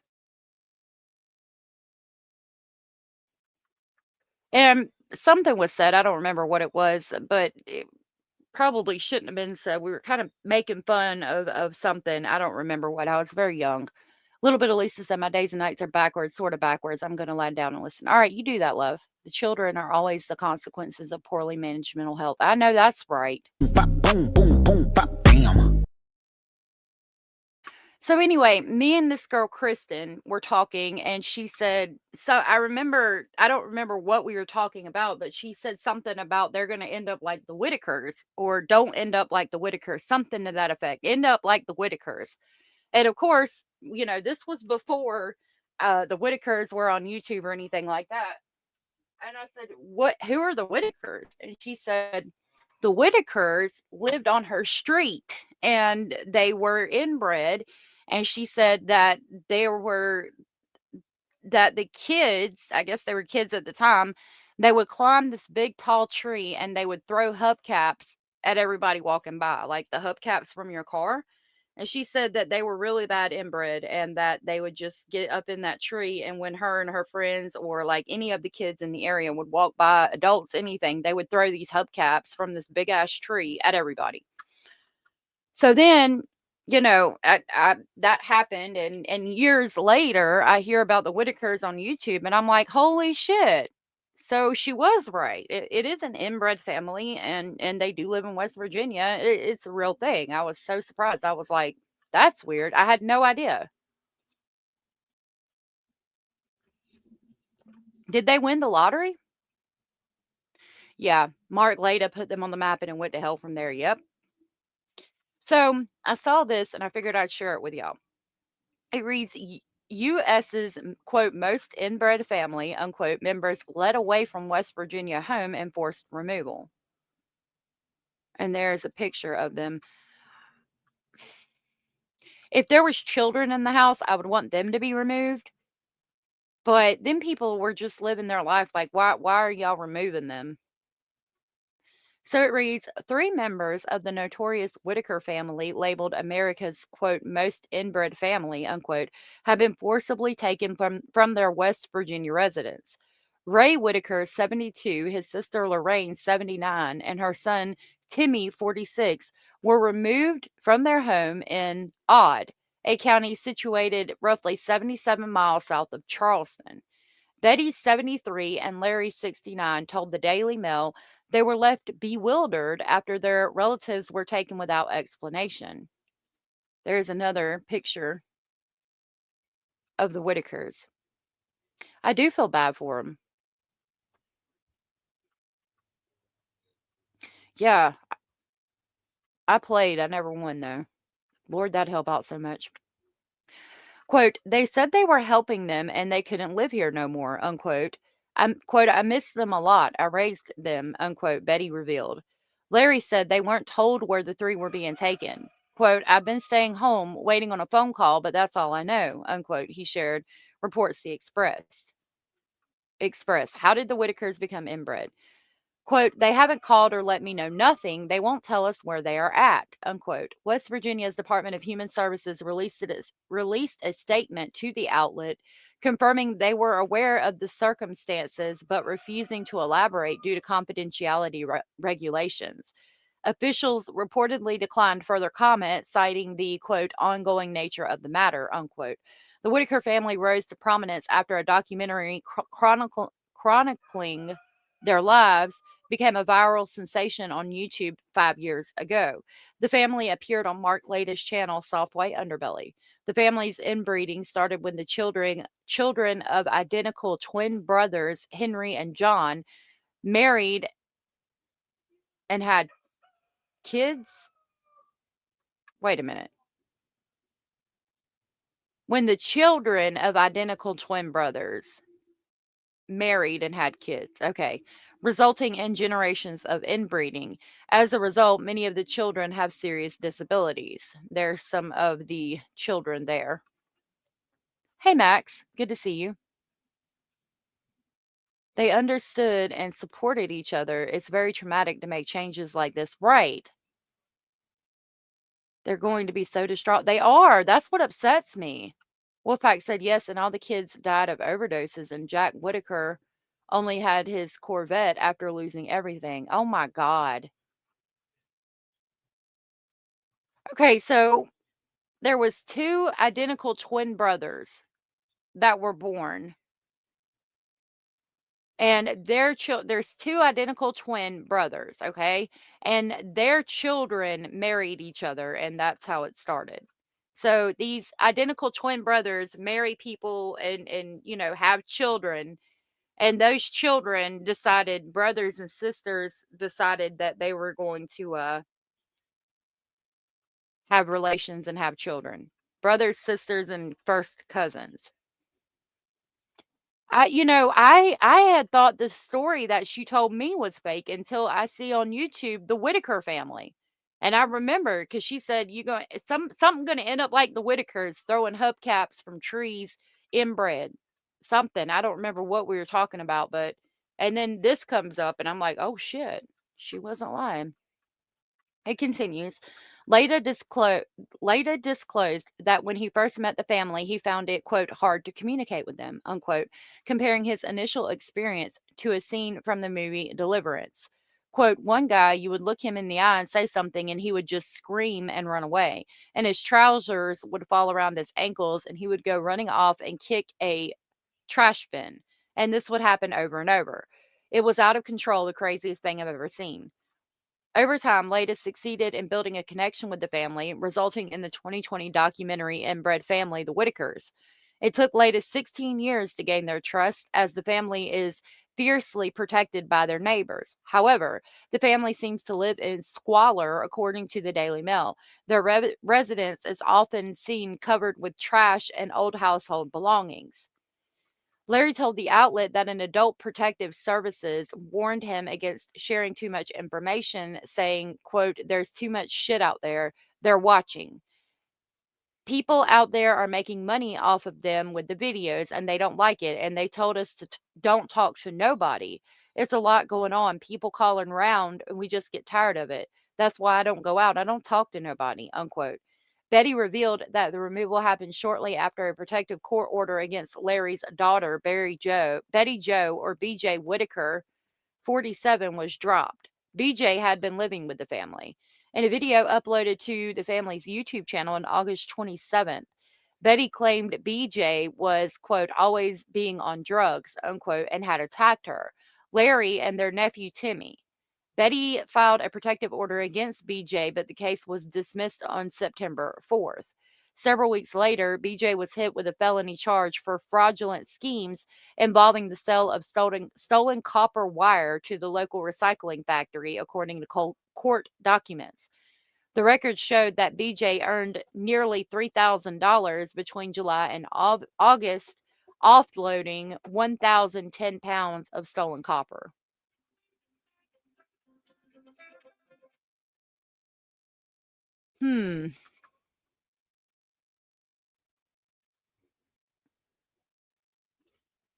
That's where they're from, Odd, West Virginia. Yeah, it's weird. There's another West Virginia town, Odd, that's full of inbred families. It's interesting that it's called Odd, West Virginia.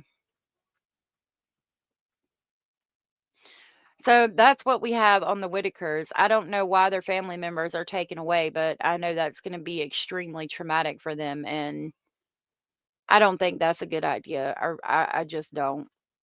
Like, if there was children in the house, of course, take the children out of there. But I don't think there is. Okay.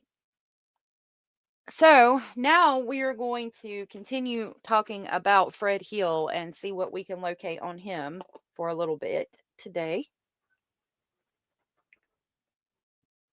Because why are we doing this? Well, let's touch on that briefly. Gonna go over here for that. Okay, because there was a raid on Van Hill Road in reference to Summer Wells earlier this week or the end of last week, okay? And it's either this house right here or this house right here. This house belongs to Joseph Hill. And Paul Hill. Paul Hill, Joseph Hill are the owners. Somebody related to that, okay? And with the last name Hill, I had to say, well, there's somebody that's heavily involved in the Summer Wells case with the last name Hill. Who is it? And you guys have helped me figure out that it is Fred Hill. Now, let's see if we can get a house number. This is 3416. They said the 3500 block of Van Hill Road. Let's do 3516. Let's see who owns that.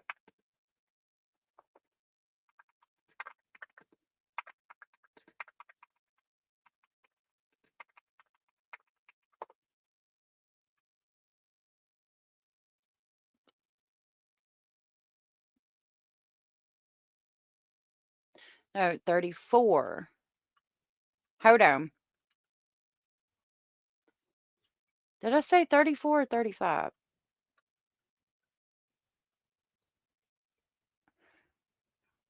$34.16. Okay. I'll pull that back up.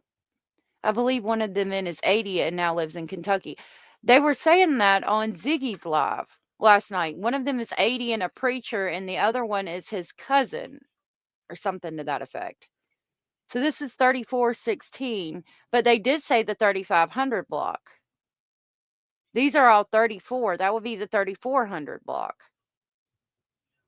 3400 might be the house. Let's try 3416.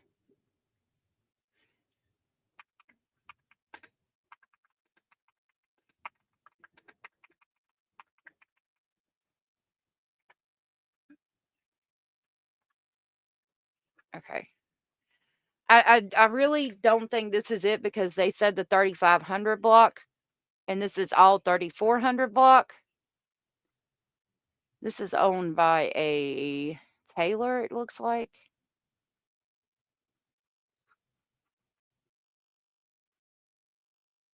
It's an agricultural area, 37.89 acres. Teresa Taylor and William Taylor. But again, they all said the 3500 block. That's all the 3400 block. There doesn't appear to be anything here. There's 3510. Let's see who owns 3510.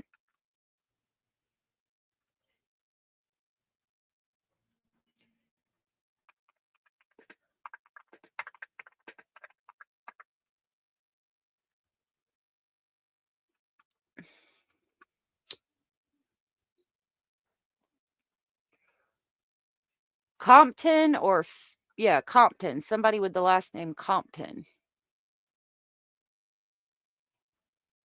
So it could be this Compton person, but but considering, I really think it was this location because that's the 3500 block. Considering that they've got the last name Hill, and then we've got the spread Hill that is correlated with this case, I think that would be who it is, personally. But I'm going to write this down just in case.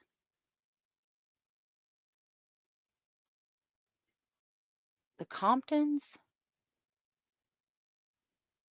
Keelan Compton? I don't know if that person is still involved with it, but we'll write it down. Keakae. Kaeelan.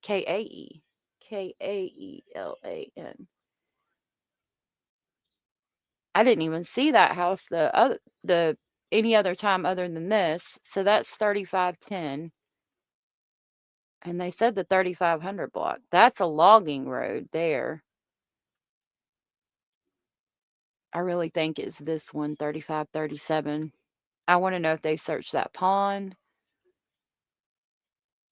I want to know if they looked under these buildings, up in these hollers.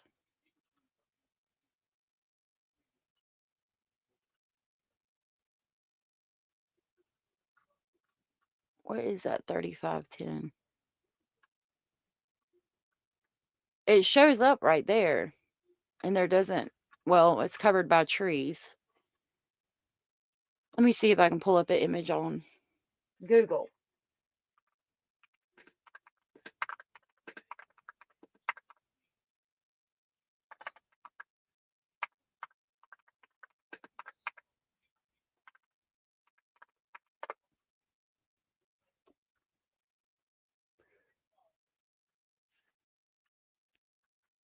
When I pull that up, it doesn't give me a picture.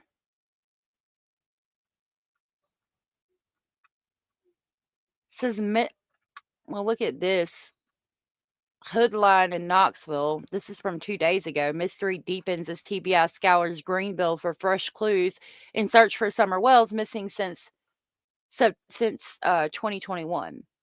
It reads, the ongoing search for Summer Wells, who disappeared over 4 years ago from her Hawkins County home, saw renewed activity as TBI agents and detectives pursued new leads. Last Thursday, law enforcement officials were on the ground in the 3500 block of Van Hill Road in Greenville, a location just under 10 miles from the Wells residence, acting on recent tips in the case. While the nature of the investigation, the investigative lead, has not been disclosed, the TBI spokesperson highlighted the continuous joint efforts between local authorities and the FBI to solve the mystery of the young girl's disappearance, the news reported. Summer Wells, whose case remains at the forefront of an active Amber Alert in Tennessee, was last seen June 15th of 2021 near her home on Ben Hill Road, when she was approximately 5 years old. She is recognized by her blonde hair. It was reported that she was wearing a pink shirt and gray shorts at the time of her disappearance, and although years have passed, the TBI continues to release age-progressed photos of Summer to sustain public awareness. Details regarding the recent lead in Greenville are sparse, with TBI representatives withholding substantive comments about the findings, if any, from the latest investigative effort, a pattern that has been standard as leads are pursued and vetted since the case began, according to information obtained by the news.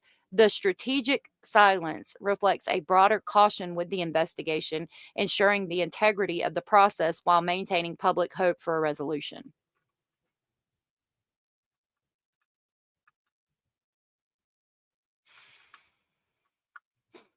I wish they would release news on that and we'd get more information.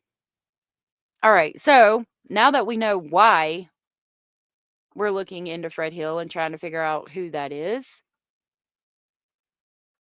let's find out again who Fred Hill is. We left off with this video on pause, and I said that we would cover it today. So this is from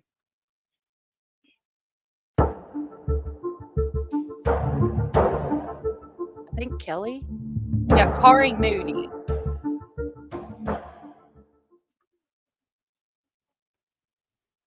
There's the link. This reads Ziggy's very first conversation with Fred Hill, January 12th of 2022, part 1. Remember, we were looking at Ziggy. Ziggy and Fred Hill are now in a relationship, might be married. I don't know. Fred Hill lived beside Summer Wells, and then his family's property is around, or could be the actual property that this new lead went to. It's 9.5 miles away. It's very interesting that Fred Hill, who lived next door, who they've suspected, the Wells, Don Wells, have suspected could be somehow involved, if not involved by proxy with the case. It could have known somebody that came and took Summer, or it could actually be him.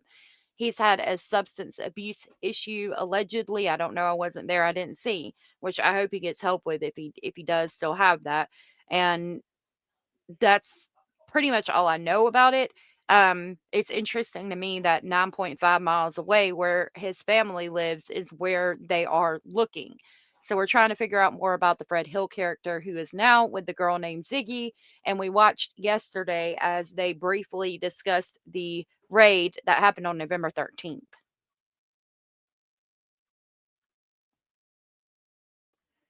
This is Nesbit Live. 5-year-old Summer Wells, what was said to Skyline by a resident of Rogersville with what they say is firsthand knowledge video.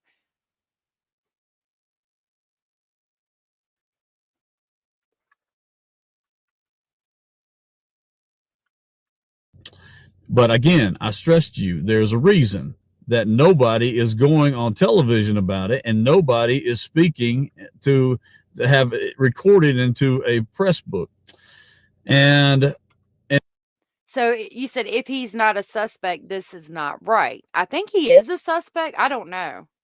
I think it's kind of like the Michael Monkey Vaughn case, like where they got Stacey Wandra several years later. But the TBI is not going to release any information to protect the integrity of the case. I don't know the case well enough to know who did it. I know that there was a red, I want to say Ford Ranger truck in the area when it happened, so it might not have anything to do with Fred, or it might have everything to do with Fred. I just don't know. And I'm kind of trying to learn everything that has happened in the case involving Fred Hill specifically, so I can kind of figure out what's going on. And it's because of all the meth that's going around down there. It is so bad. There's some mean people down there in that area. And so anyway, we had the opportunity to meet a young man. And I've got a message for that young man at the end of this here, and I'll share it with you. But that young man had a story to tell. And he told me right out there in his driveway, after we were told to go see this person. And let me remind you, you've been looking for a red Toyota truck Tacoma with a ladder rack in the back of it, right? With some ladders in the back of it. We were told to go see this person, and we spoke with this person. And this person said that we should go to the horse pond. And he said that he spoke with Don Wells, which is the father of Summer Wells, approximately 3 hours is what he said after she was gone missing. And that Mr. Wells had concerns about his daughter, but he... So this is specifically, he referenced the truck. I had to step away for just a second, but I've been listening. It was a red Toyota Tacoma truck with a ladder rack. That is the truck that I was just referencing, that I thought was a Ford Ranger for some reason. I wanted to correct that. Over yonder, lives are ruined easily after all is said and done. I'm not being snarky, just my opinion. No, I agree.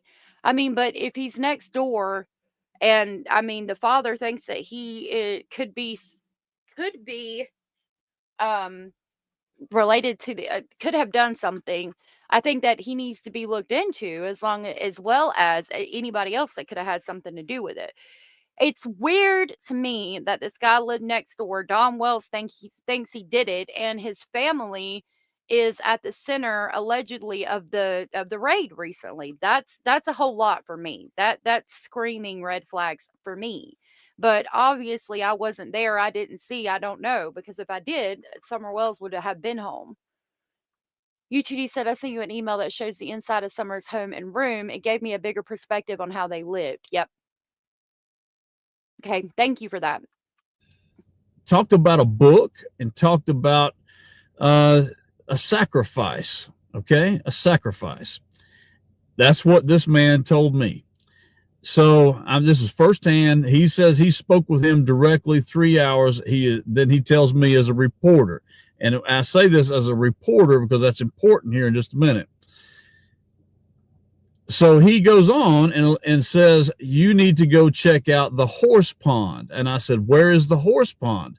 He says, it's at Warrior Path. And that is a kind of like a state park kind of thing where families go, they go horseback riding, they go in the lake out there and ride around and swim and so forth like this. But there is a certain area where a lot of families go that is a campsite area. And then there's another area that is a horse area, but other families. I don't like where this is going. We're talking about sacrifices and a horse pond. I've never heard this before. Go there to swim occasionally, okay? But he says that this is what he said. I'm just telling you what he said, and we'll put this in print. But the man says that he was led to believe, okay, that this is what he thinks has happened. That I have to be careful how I word this. That this is what he said, and I'm reporting to you what he said. He said that Summer Wells drowned at that horse pond, and when she drowned at that horse pond, the mother was upset about it and freaked out, and it was an accident. Okay. This person said, I think the TBI would absolutely say if there was no proof of life that day, so people would help with information. That has been a theory for a little while, that Summer could have died that day at the pond when they went swimming. And a lot of people think that because of the last photo of her where she's laying on the milk, they think that the woman, that Candace was trying to keep her cold, her body cold or whatnot. So, I mean, that's been a theory, but I don't know that I necessarily agree. I think that Summer Wells was alive afterwards. I think that she was taken by somebody. And I think that's why the case has still got an active Amber Alert. I feel like if that is what happened, the TBI would have answers by now. Mm-hmm.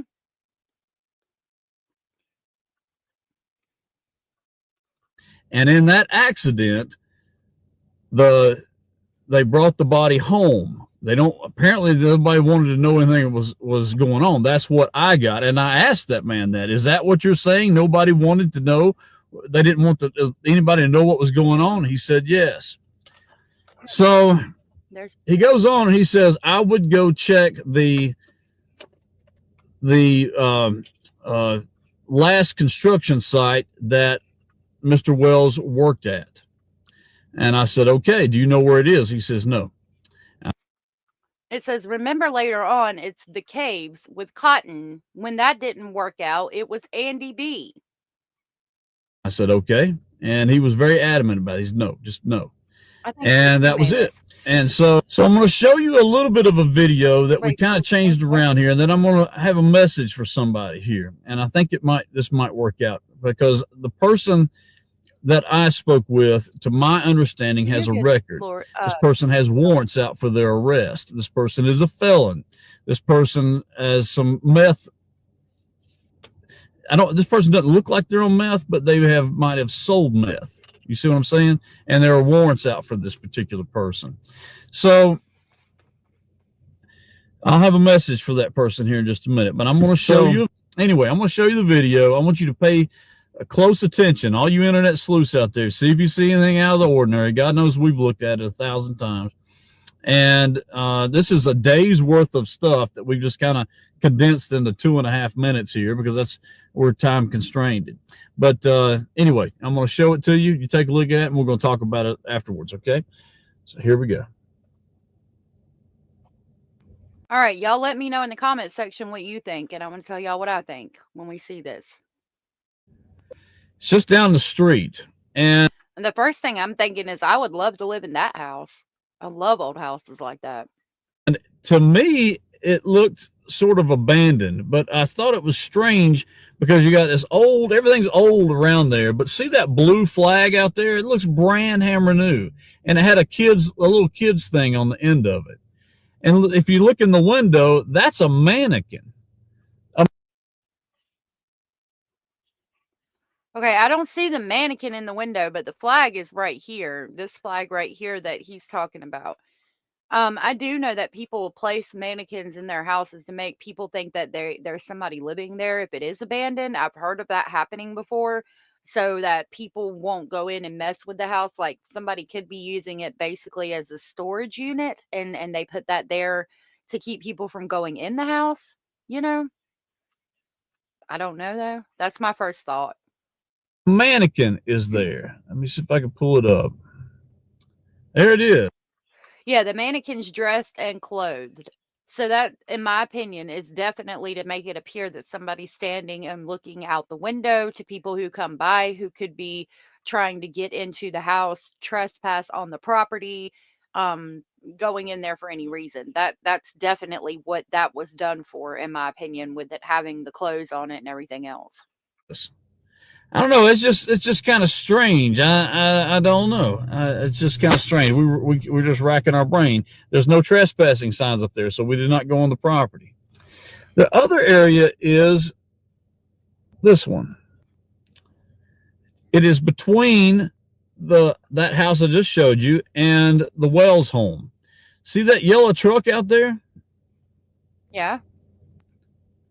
That's an old Toyota Tundra or Tacoma.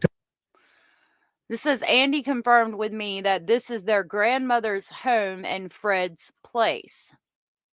That's what that is. And if you look up here, there's a ladder rack up there at the top. And you see that big long ladder that's in the tree? So this is the house that was Fred's house. And we saw that ladder, I believe, on the ground. Remember that trailer that was all fucked up where people had destroyed it or something when he went to jail? This is Fred's house, but I didn't see that brown house that he just showed us with the mannequin in the window. I didn't see that in the footage from yesterday. So, and we're just kind of trying to speculate here on this one here. And I've told you what this individual has said to us. This is what he said after speaking with the father 3 hours after she was passed away, or not passed away, but missing. So I don't know. It's a strange thing, but so here's my deal. I want to make somebody a deal, and I think there's two of you out there. I think there's two of you out there that have felonies. I think that you have warrants for your arrest. I think that you know a little more than what everybody else knows. I agree. And yeah. I think that you could point us and law enforcement in the right direction of exactly where Little Summer Wells is. If that's possible, I wish they would. But my thought process is if okay, so your neighbors and people from that area are going to know them the best. If Dawn feels like Fred did something to Summer, and then we're raiding the property that is a relative of Fred, it makes me feel like Fred could be involved, whether directly or by proxy. I mean, I'm thinking of, talking to family members. Hey, can I come by your house? I need to put some stuff there. I need to store some things, whatever. And then you get access to the property, take some things that actually need to be stored. And while you're there, get rid of the body of Summer somewhere on that property. Mayla's mom said, I believe Summer was abducted as well, and I believe the parents come off strange due to, in my opinion, lower IQs and substances. Yeah, or neglect, I think. I used to love old houses too, but now that I have a house, there's so much maintenance. All I see is dollar bills flying away. Yeah, I love old houses. Exactly. So here's my deal to you. As a reporter, I will not tell any of my sources whatsoever. Any reporter out there is just like that. And we are covered by the First Amendment on that, okay? But here's the thing. There's $75,000 out there for any information leading to finding little Summer Wells. If you will tell us, okay, and not go through law enforcement, because I know that's not what you want to do, because you're afraid you're going to go to jail. I'll do two things for you. If you will go through us and just tell us exactly, and it's got to be exactly where this little girl is, okay, then I will sign a contract with you that when the $75,000, because I'm going to go and tell the police where they are and then go out there and look and see, or if this little girl is there. If that little girl is there, then by telling the police department, then they will give us the reward of the $75,000. And in a contract with you and an attorney, I will give you that $75,000. That will be yours, your money. And I will also talk to the district attorney of Hawkins County and see if we can't, if he can't do something with lowering your whatever you've got. I appreciate the fact that he did this, because that would be my thought process. I mean, that's a great idea to try to get somebody to come forward. Rhonda said they meant to get Melina's child and they grabbed Summer by accident. They're close in age. Who is Melina's child and who is Melina? Why do you think that, Rhonda? Sunshine, good to see you. That brown house was a house in the woods that they used to hide out if they were running from the law. It allegedly still has electricity, is it not? You probably know more than I do. If so, it's on the Wells property, I believe. Interesting. Fred does not have any warrants out for him. Okay, so yeah, these videos are older. I would love to know more about his family, like the family that lives on Van Hill Road that was just raided. Like, do they have any kids? If you know, like I know he said in the live that one was a preacher and one was 80 years old. Are any of those people, have they ever been involved in gang activity, drug trafficking, anything like that? And why would they be going to his family's or somewhere close in the proximity of his family's house? Not to say that it's weird to me that he would live next door. They suspected him, and then 9.5 miles away on a different road, they're raiding a house that more than likely is related in the familial way to Fred. That's kind of what I'm trying to figure out. That's what I think she was took, and they meant to take the other little girl, Marlena. They lived with Candace, and I think a substance that needed to be paid, possibly. I mean, that's in the movies, but they don't typically. I wouldn't think they would take a child for a drug debt, but I could be wrong. With Chris McDonough and was at the house and interviewed Candace. Okay, thank you for that. I've got that video you sent me of the house and everything, and we might go over it today.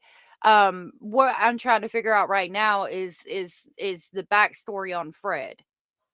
Your warrants that are out for your arrest and so forth, and see if law enforcement will work with you on that. But if you don't want that part, you want your name completely anonymous, that's fine. You're just simply giving us a tip, and we're going to give it to law enforcement. If that's it, then the $75,000 reward money is yours, and we will sign a contract to that fact. All we want is the little girl found, and that's it. This person has kind of given us an idea where to look, but we need to know exact. Don't just tell somebody, go down here to a state park, go to a construction site. No, an exact location. Okay, that's my deal to you. You tell us where it's at. You can keep law enforcement out of it. We'll give law enforcement the tip. When the $75,000 comes, we give it to you. We signed that into a contract with. Who told him to look at certain state parks and shit like that? Who gave that information? And have we searched the entire state park? I mean, you know, I would be surprised what people would do when it comes to substances, but I don't know. I don't think that that's the reason. You believe him? Maybe, I don't know. An attorney. That's our deal. Yeah. And I wish we had it recorded when we saw him, because when we saw this guy, it was at the spare of the moment. It was at the spare of the moment. He just kind of came out of nowhere, and I decided to ask him a few questions, but we didn't have any time to pull out a camera or anything like that. And he would not give me his name, and he walked on off back up to his place. Didn't want to speak to us anymore. So, but it didn't seem like when he was talking about a sacrifice, like the father sacrificed the kid, some satanic thing or something like that. It didn't seem anything like that. It was just saying that these type of things happen all the time, and he just called it a sacrifice. It's not like he wanted it to be that. He also said that he got religious on me. That's what he said. I said, religious on you? What does that mean? He said that's when he started talking about the sacrifice thing. So we're messing around and didn't have. I'm not going to get into it. Stick with the facts. Stick with the facts. We got that's the only thing we can do. That's where we got so many different things going on that you see on the internet. You don't know what to believe. You've got to stick with the facts. Stick with what the investigators have found and have put out there. But until we have more information, the only thing we're left to do is speculate respectfully. Sunshine said, I know that Fred has been in jail and in trouble, but I believe that he is taking care of all his outstanding warrants. He has to check in every day with the probation officer. Okay, so if he's doing that, then yeah, there's no warrants out for his arrest, but this video is older. It's hard to imagine, but trust me, these small towns and big dealers, a lot goes on behind the scenes. I'll agree with that 100%. So anyway, so how can this person get in touch with us? Facebook Messenger. My phone number is right there. Give us a call. Text me. Anything along those lines. That's how you get in touch with us. It's right there on Facebook, what you're watching right now. Share this with everybody you can in Rogersville. If you know anybody in the sheriff's department over there, share this with them. Share it, because this is exactly what we were wanting to tell them. And just call us back. That's all. We've called, we've emailed, we've done everything except for drive over there. And I figured that we could make a phone call and you guys would call us back, but nobody has. And that person they wrote, I don't know if Skyline News has ever heard back. Fred J. Hill polygraph. I received a copy of Fred's polygraph from his sister. I would like to discuss it, is what it says. You know, I read it. I could read it one more time. Okay. So there's evidently a polygraph. Interesting. This is from the Burn Barrel Show. I wrote that down. I mean, I need polygraph examination. Fred Jr. Hill. Can we verify that that's his name? Victim Roy Cotton Lynn Simpson. Detective John Pruitt of the Hawkins County Sheriff's Department in Rogersville, Tennessee, requested a polygraph examination of Fred Jr. Hill in connection with an ongoing death investigation. The investigation revealed that on February 14th of 2023, the victim's body was found off the Laurel Run Trail in Hawkins County, Tennessee. The autopsy revealed the victim to have a high methamphetamine concentration, and the cause of death was blunt force trauma to the head. During an interview on an unrelated issue, Fred displayed knowledge of details of the death scene that had not been publicly released. Fred has been interviewed and denies knowledge or involvement in the death. Fred agreed to undergo polygraph testing to prove his truthfulness. Beginning at 12:08 p.m. on June 27, 2023, Fred was administered a polygraph examination at the Hawkins County Justice Center in Rogersville, Tennessee. During the pre-instrument phase of the polygraph, Fred waived his right to legal counsel and provided written evidence he was undergoing polygraph examination voluntarily. He made no statements contrary to those previously made by him. Based on the polygraph examination, no opinion was issued as to whether Fred was practicing deception when answering the relevant questions. The relevant questions utilized in the polygraph were the following: did you plan with anyone to harm Cotton? He said no. Did you harm Cotton? It's cut off. If no opinion was given, that means they can't say that he's lying and they can't say that he's not lying. They can't tell what is what because of fear of backlash. Go back to the interview with Dr. Phil and her reaction when asked. I remember that about the cornbread mafia or something. Don't think everything about the house that I've said is true, but it looks like the same house. I watch Ziggy all the time. Okay, thank you for that. I would love to talk to her to get more information on the case because I feel like she's got more information than I do, obviously. And I would love to talk to her. Maybe she can help me understand the Fred Hill connection. There's also an interview where this lady talks about her time and what she observed living at the wells. I don't know if she's the same lady with the daughter, same age as Summer, but I'm looking into it. Okay, yeah. Let me know, CM. If for people that just came in, it says Detective John Pruitt of the Hawkins County Sheriff's Department in Rogersville, Tennessee. Okay, The victim's body was found. Okay, you see that it doesn't say they found his body off a cliff. It just said it was found off of the trail of Laurel in Run Hawkins Trail. County, Tennessee. When you listen to that Fred interview with Ziggy, I don't know if I'd call it an interview, the video call. Did anyone else hear where Fred says that's Laurel Run Park? That's where it all started. That's where it started off at. Laurel. So this is interesting that she pointed that out because with this person being found on Laurel Run Trail, she's referencing Laurel Run Park, and if he indeed has said that's where it all started, have we exhausted every avenue in Laurel Run Park to look for Summer? Because if he's directly related to the case, then more than likely she would be there. If he had committed this crime before, then he would probably feel safe if he committed the crime again, which would be with this person named Cotton, putting Cotton there where close or in the same general location as he had put Summer. So are we checking this park with like cadaver dogs and things? I wonder. Run Park, that's where it started off at. There's something there that he knows. So when I was looking, trying to figure out what no opinion means, it means that they don't want to release yet what it says. They don't feel comfortable with giving an opinion yet. Either they don't want him to know what it says, or it's inconclusive and they can't determine whether he's telling the truth or not.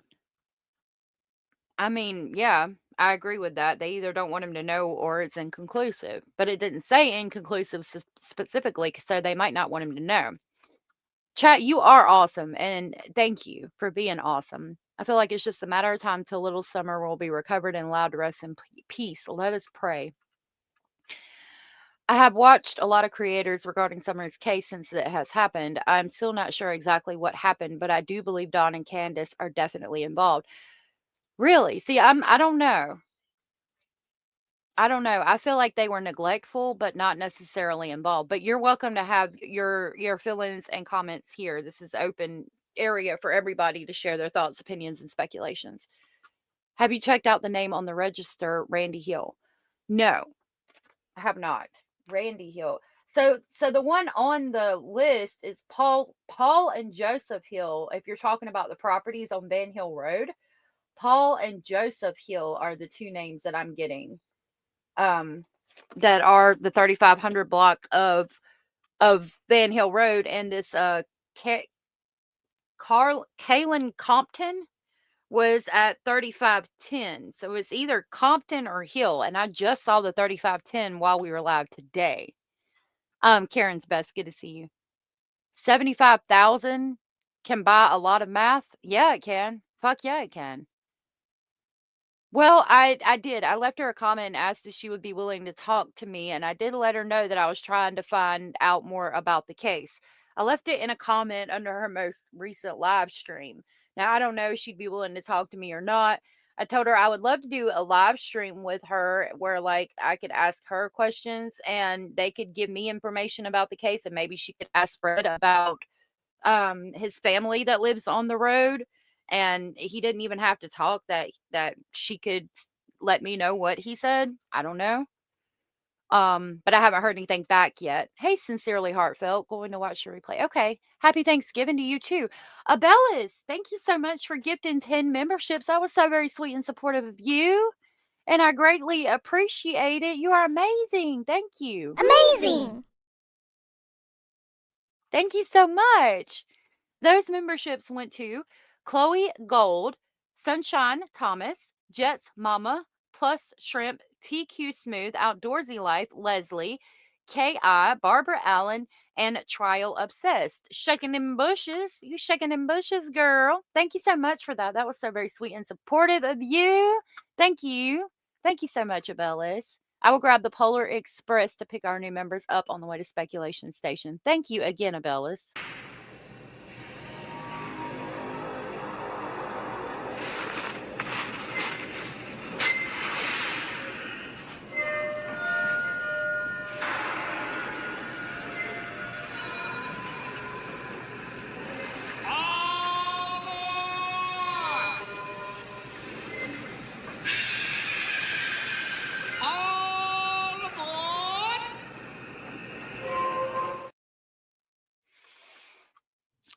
Thank you, Abellis. Yeah, Basil's here. He's chewing my papers. Thank you for saying thank you for the gifted membership, Sunshine. If anybody else was gifted and you are aware you're gifted, please tell Abellis thank you. Thank you so much. That was so awesome. Apparently, Fred has spoken out since the search, but I haven't seen where yet. We heard him talk a little bit on Ziggy's channel. We might go back over there and see if there's more information out on it. I'm not sure. Call received from Fred. Quick before we get cut off, what's going on? Anything you need me to? This is in Ziggy's. It's a call between her and Fred, I guess. Telling anybody? I just think Laura to get lawyers to send some money to you so you can move it to them accounts. They got all my stuff locked down. Said I was under investigation over 2 murders. What? You're under investigation under 2 murders? That's what they're trying to say. What the fuck? I don't know what they're even talking about. Okay, so he's in jail, right? So either the police or his lawyers told him he's under investigation for 2 homicides. We've heard definitely about the Cotton homicide. Is the other one Summer Wells? That's a very important tidbit of information. When I recover, oh, sweetheart, you don't got to worry about that. You can just hit the thumbs up. If you just hit the thumbs up, that helps out tremendously, sweetheart. Don't you worry about that. Oh my God. That's just him fucking.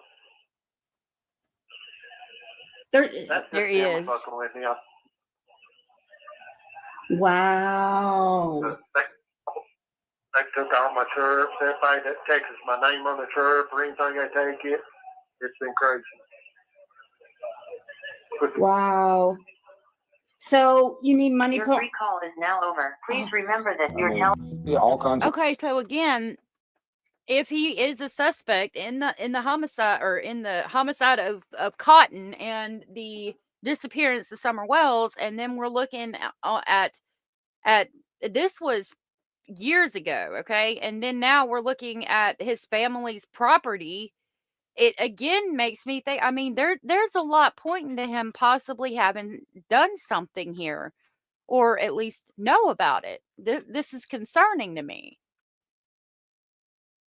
So who told him he was under investigation for 2 homicides? That's what I need to know. And I mean, again, the raid happening at his family's property, more than likely. Wow, that's not good, dude.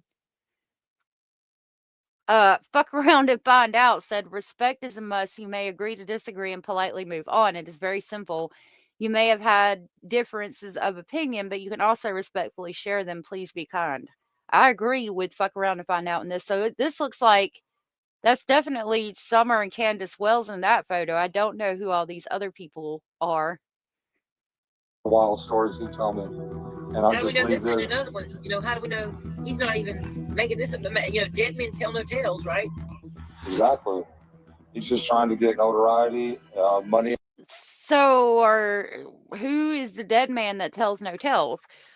Cara, my love, thank you so much for gifting 10 memberships. That was so very sweet and supportive of you. And I greatly appreciate it. That's 21 memberships.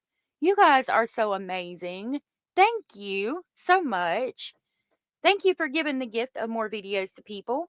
Those memberships went to Ashes, Junie, Sammy's Girl, Nicole with the Butterfly, MLJ, Nicole Hernandez, KT, F Flies, Amber Beechler, and Janine Spratt. If you guys were gifted from Cara and you are aware you were gifted, please tell Cara thank you like Ashes did. Thank you so much, Cara. I will grab the Polar Express to pick our new members up on the way to Speculation Station. Thank you so very much, Cara.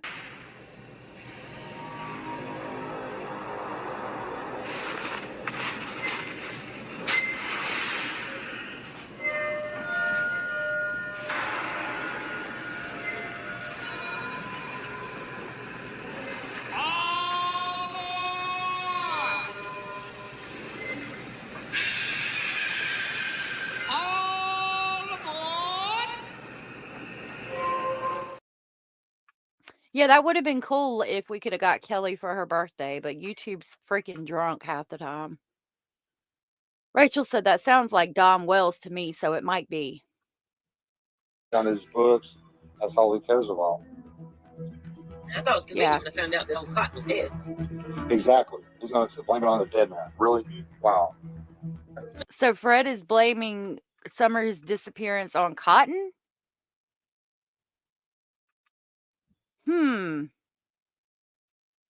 Sometimes people do things to get the, get the look off themselves. You know, blame it on a dead person. That's a good way to look at it. Well, I'll guarantee you the detectives are trying to talk to him, but he keeps talking him way out in left field somewhere. And that's why I want to beat his ass so bad. Because he could be the person responsible for Summer's disappearance. Because he got meth heads going in and out of our road day and night, all day long, all night long. And he could be the person responsible for Summer's disappearance. And he wants to sit there and talk crazy. The boy needs his ass beat. He wants to play games after my daughter's disappearance. That's what's so bad about it. What kind of games has he played since Summer disappeared? Yeah, exactly. When the police was up there at my house, I said, "You're not going to go knock on Fred Hill's door or some of these methods around here?" I said, "Let me the fuck out of the way, and I'll go do it myself." And they says, "Well, we can't stop you, Mr. Wells. You're a free man." I said, "Yeah, that's right." And I went over there and I drove to his house and I about kicked the fucking door in. And he's like, "Oh, yeah. Well, I seen some methods up there on the ridge, blah, blah, blah," and talking all kinds of crazy. Yeah. That seems awful suspicious. Cannot get a straight answer out of him for nothing. And here he is playing games again on Ziggy's Live and everything else. Cannot get a straight answer out of him.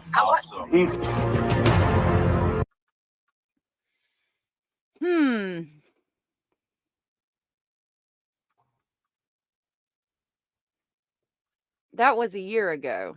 Interesting.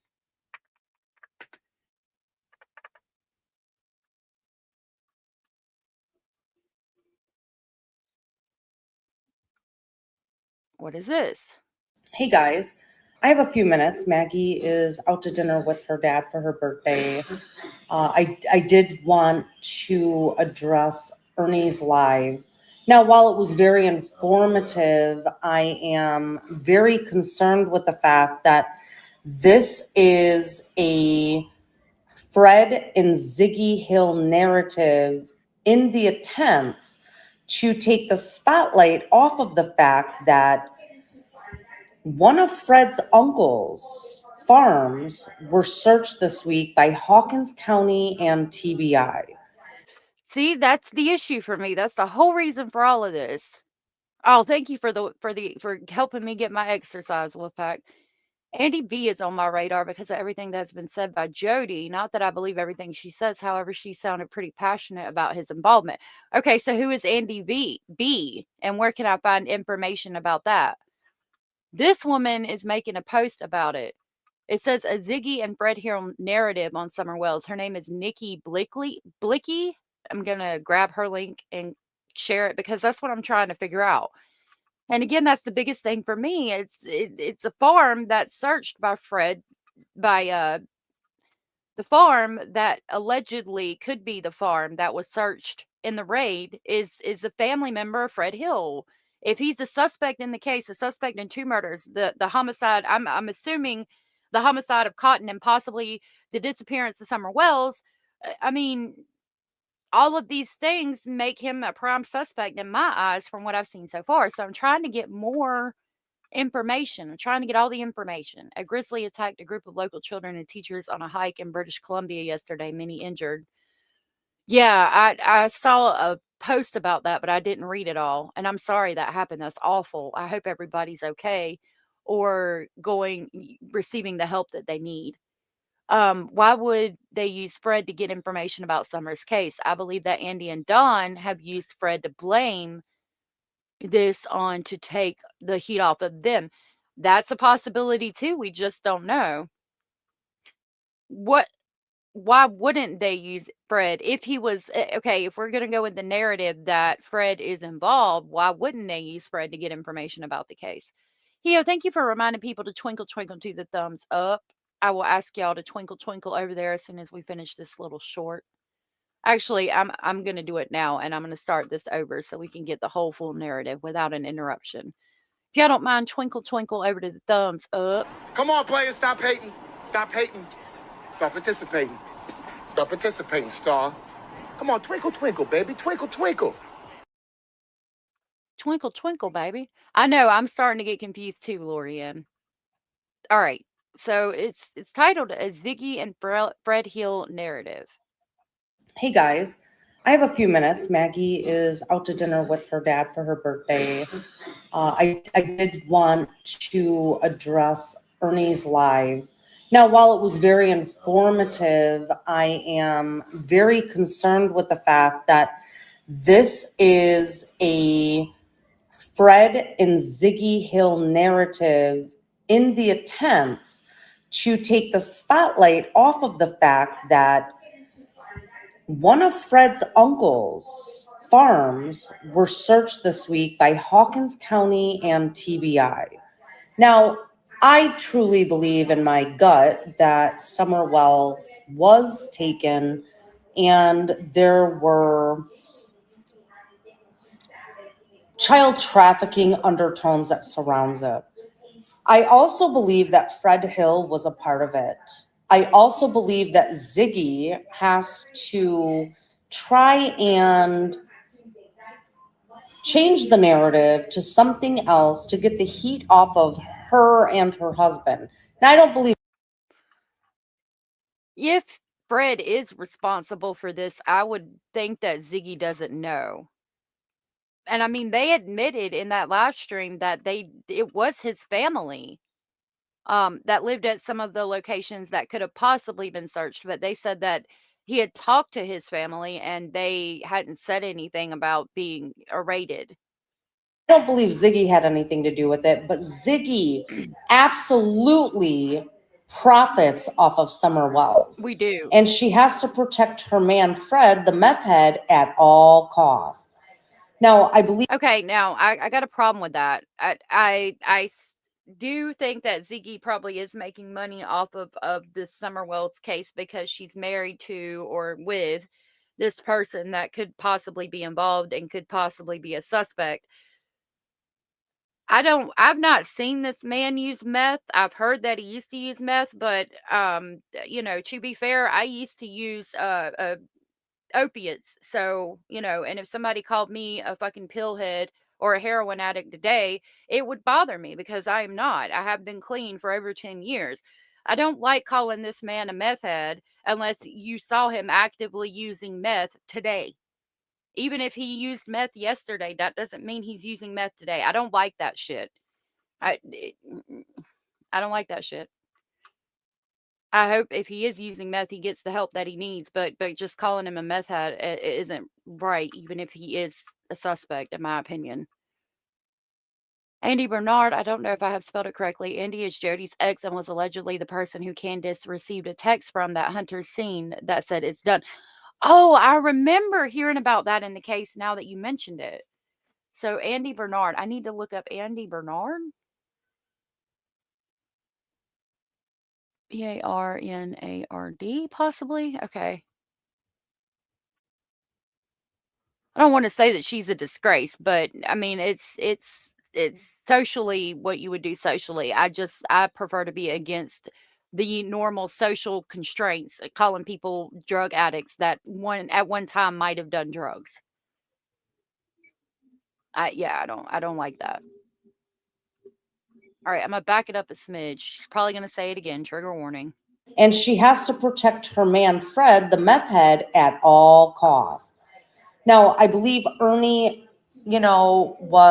had good intentions, and I'm sure the Vice Lord people are just outrageous. But what? Okay, so this is the second time I've heard about the Vice Lords, specifically an Austin Drummond relation. Austin Drummond was a member of the Vice Lords who committed a quadruple homicide in Tennessee. Why are we relating the Vice Lords to this case specifically? Who's a member of the Vice Lords in this case? But why is this now just coming out, Ziggy, Fred?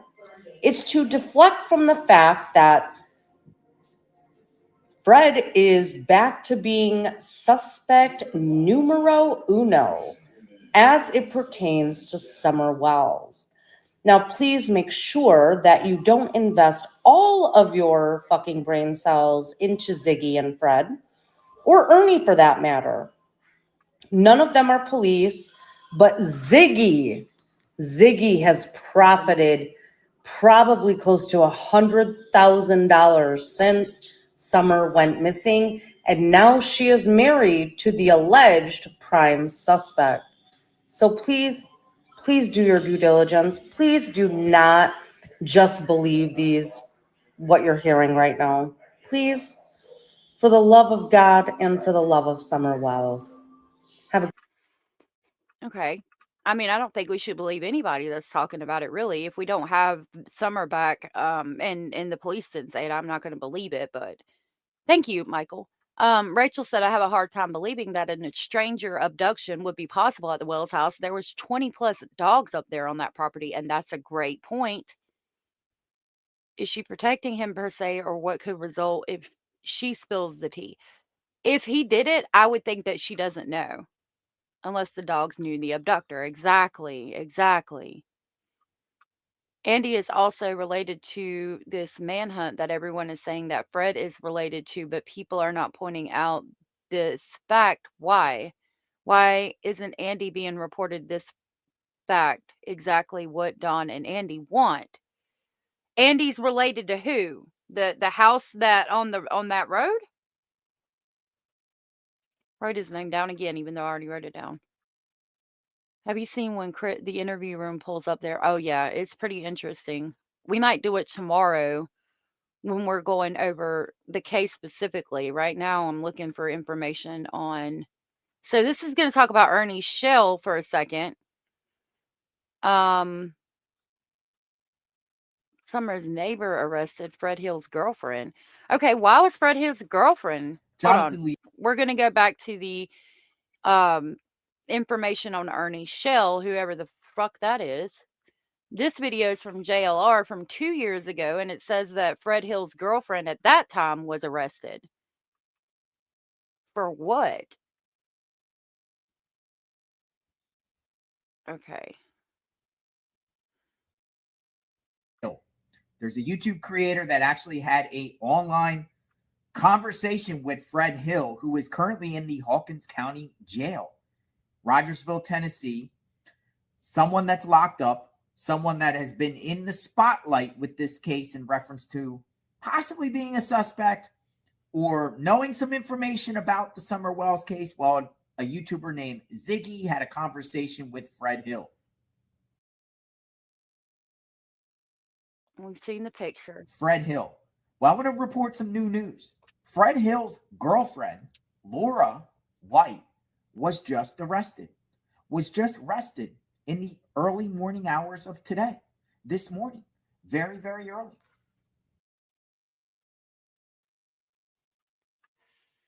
In custody. I don't have any information on it. Carolyn, nice to see you, said Fred and Andy's uncle Randy, Paul Hill, are their uncle. Okay, and it's Paul and Joseph Hill that own the property on the deed, but Randy Hill could be one of them people that own the property? He's media, don't you know? I've been lurking but listening, finally home from the hospital. Oh my goodness, I'm glad that you're home. I hope everything's okay. Andy B is related to Fred and is a cousin or uncle to the man who owns that property on Van Hill Road. Okay, so then we need to look at Andy Bernard as well. Okay.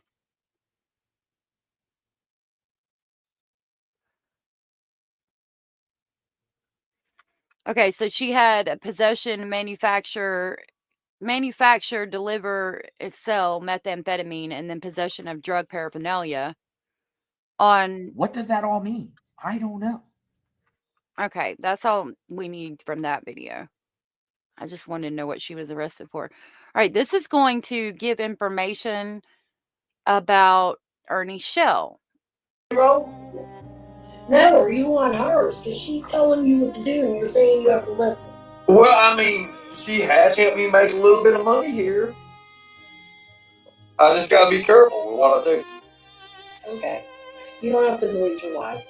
I gotta go. I got babies. Thank you for having me. Thank you. I appreciate you, Crystal. Thank you for coming up. If you want to grab a link on Wednesday and you're I'll think about it. I'll think about it and talk to Ziggy and other people and other handlers and stuff, and I'll figure it out. Okay, it's titled, Admits to Crystal that suspect Fred Hill's wife Ziggy is his handler, and then that's where he just said, I'll talk to Ziggy and my other handlers and let you know. I talk to Ziggy and other people and other handlers and stuff, and I'll figure it out. Okay. I don't think she's a handler per se. This says Fred Hill's wife clearly manipulating his ex. Did you pass Andy on the timeline when you guys were leaving? We were still trying to get the trailer loaded, I think. And Andy went in because Fred had to move the truck out of the road. Mm-hmm. So you guys had to move. You guys had to pull over. Yeah, he had to move the truck out of the way. So it would have been between like 12 o'clock and 2 o'clock then, about the time between that time frame that you would have seen him? Yeah, because we left that day about 2:30. Okay. So now, they closed at the junkyard at 4.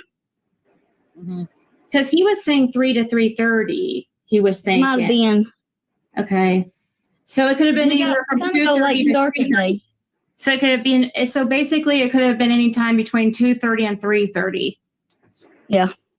As far as because see, Fred's saying 3 to 3:30, but I've also heard the 2:30 time. Did you see Dawn that day, like Fred did, like earlier in the day?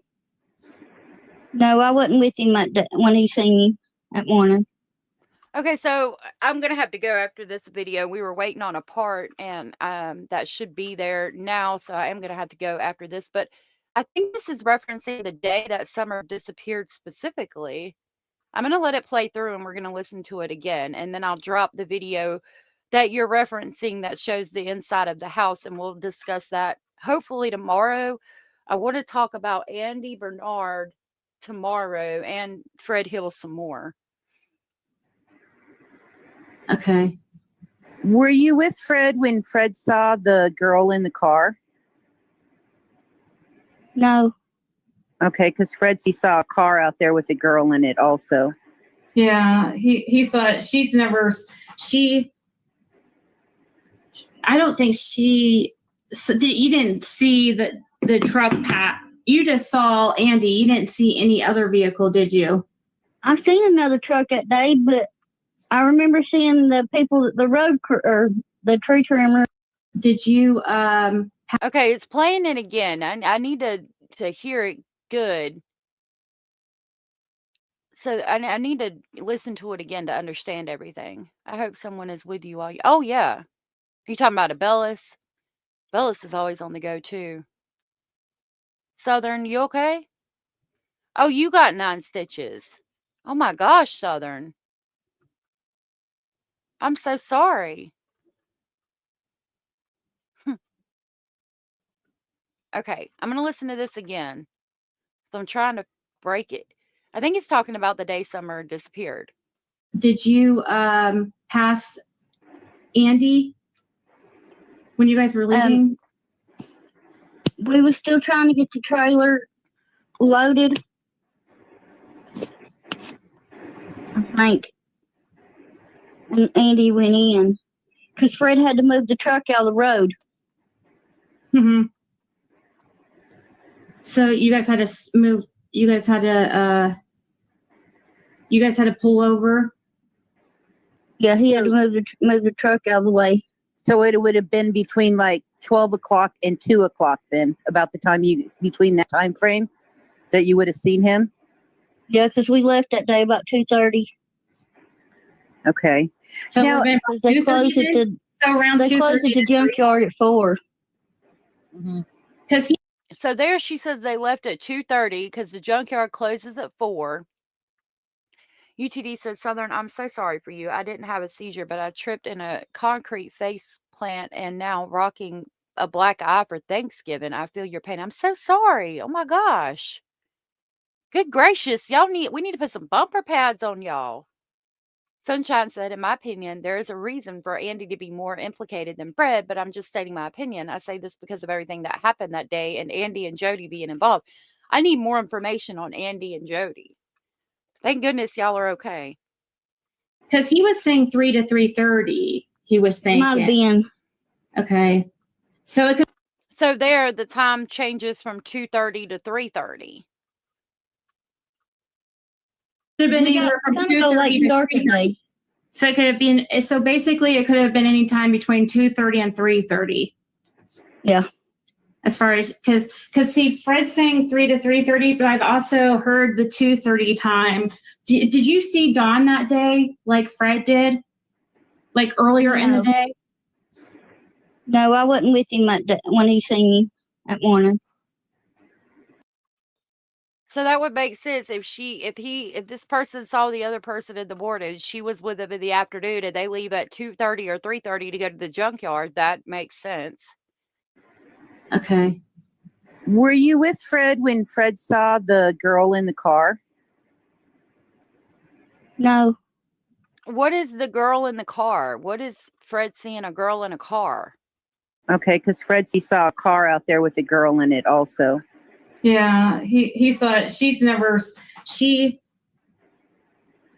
I don't think you didn't see the truck pat. You just saw Andy. You didn't see any other vehicle, did you? I've seen another truck that day, but I remember seeing the people, the road crew, or the tree trimmer. Did you pass? Y'all, I don't know. I mean, I thought I would get more information, but right now I have more questions than answers. So I just dropped the link in chat to the video that shows inside Summer Wells' home and bedroom. And I have seen this before. That I'll just skip through it real quick, but we'll watch it together. That's the property. This is inside the house. It's outside the house and in the RV, her mama's house. This is Summer's bedroom. It's like in the basement. Like they have to go behind this desk here and like down some steps. It's kind of weird. See, she's going down the steps right now. It's freaking a little weird. Hold on, I'll show you that part.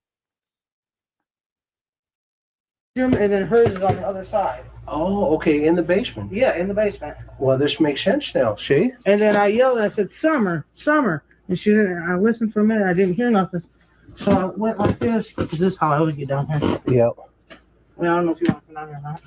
Do I got to be tiny? It's like a hidden room. Can we come in from the other side? Well, we can, but it make more sense if you went this way. Okay, I'll follow you. Oh, man.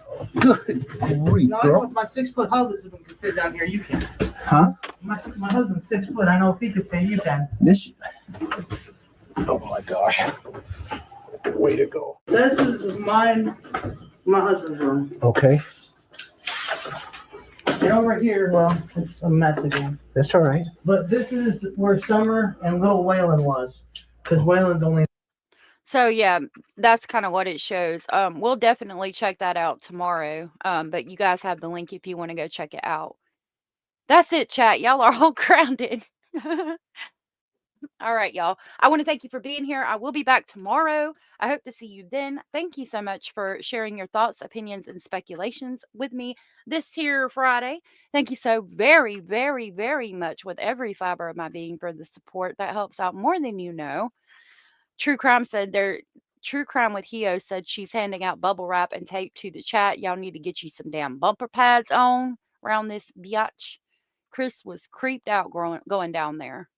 Girls Gone Wild playing on the TV. Was it really? Yeah, we're definitely going to talk about that tomorrow. Andy and Don always going to Knoxville together. Don and Andy pushing Fred as the suspect that was involved. I also know that the hotel in Knoxville is where Dan said girls were trafficked. Don said girls were trafficked. What the hell? That's interesting, especially if Andy's related to that person. But from what I've seen right now, it seems like Fred is directly correlated. But I've only looked into Fred, so I don't know. Maybe Ziggy will get back to me and can help me figure this out. I don't know. We shall see. I don't know if she can help. I would like to get information from her. I don't believe everything I hear, just to put that out there. I just would like to talk to her. And maybe she could break it down as somebody that is directly related to somebody that is involved with somebody directly related to the case. But I suppose we'll see. If nobody has told you, Kim said, what hotel? I'm in the Knoxville area. Yeah, we need the helmets. If nobody's told you, you are important, you are enough, you are special, and you are very loved. I really love our speculating family so much. You guys are so amazing, so intelligent. You guys, I really enjoy our time together every day. And I will see y'all tomorrow. Y'all stay safe out there. Put them bumper pads on, put your helmets on, and don't get any trouble until I see y'all tomorrow. All right, y'all have a good night. Bye.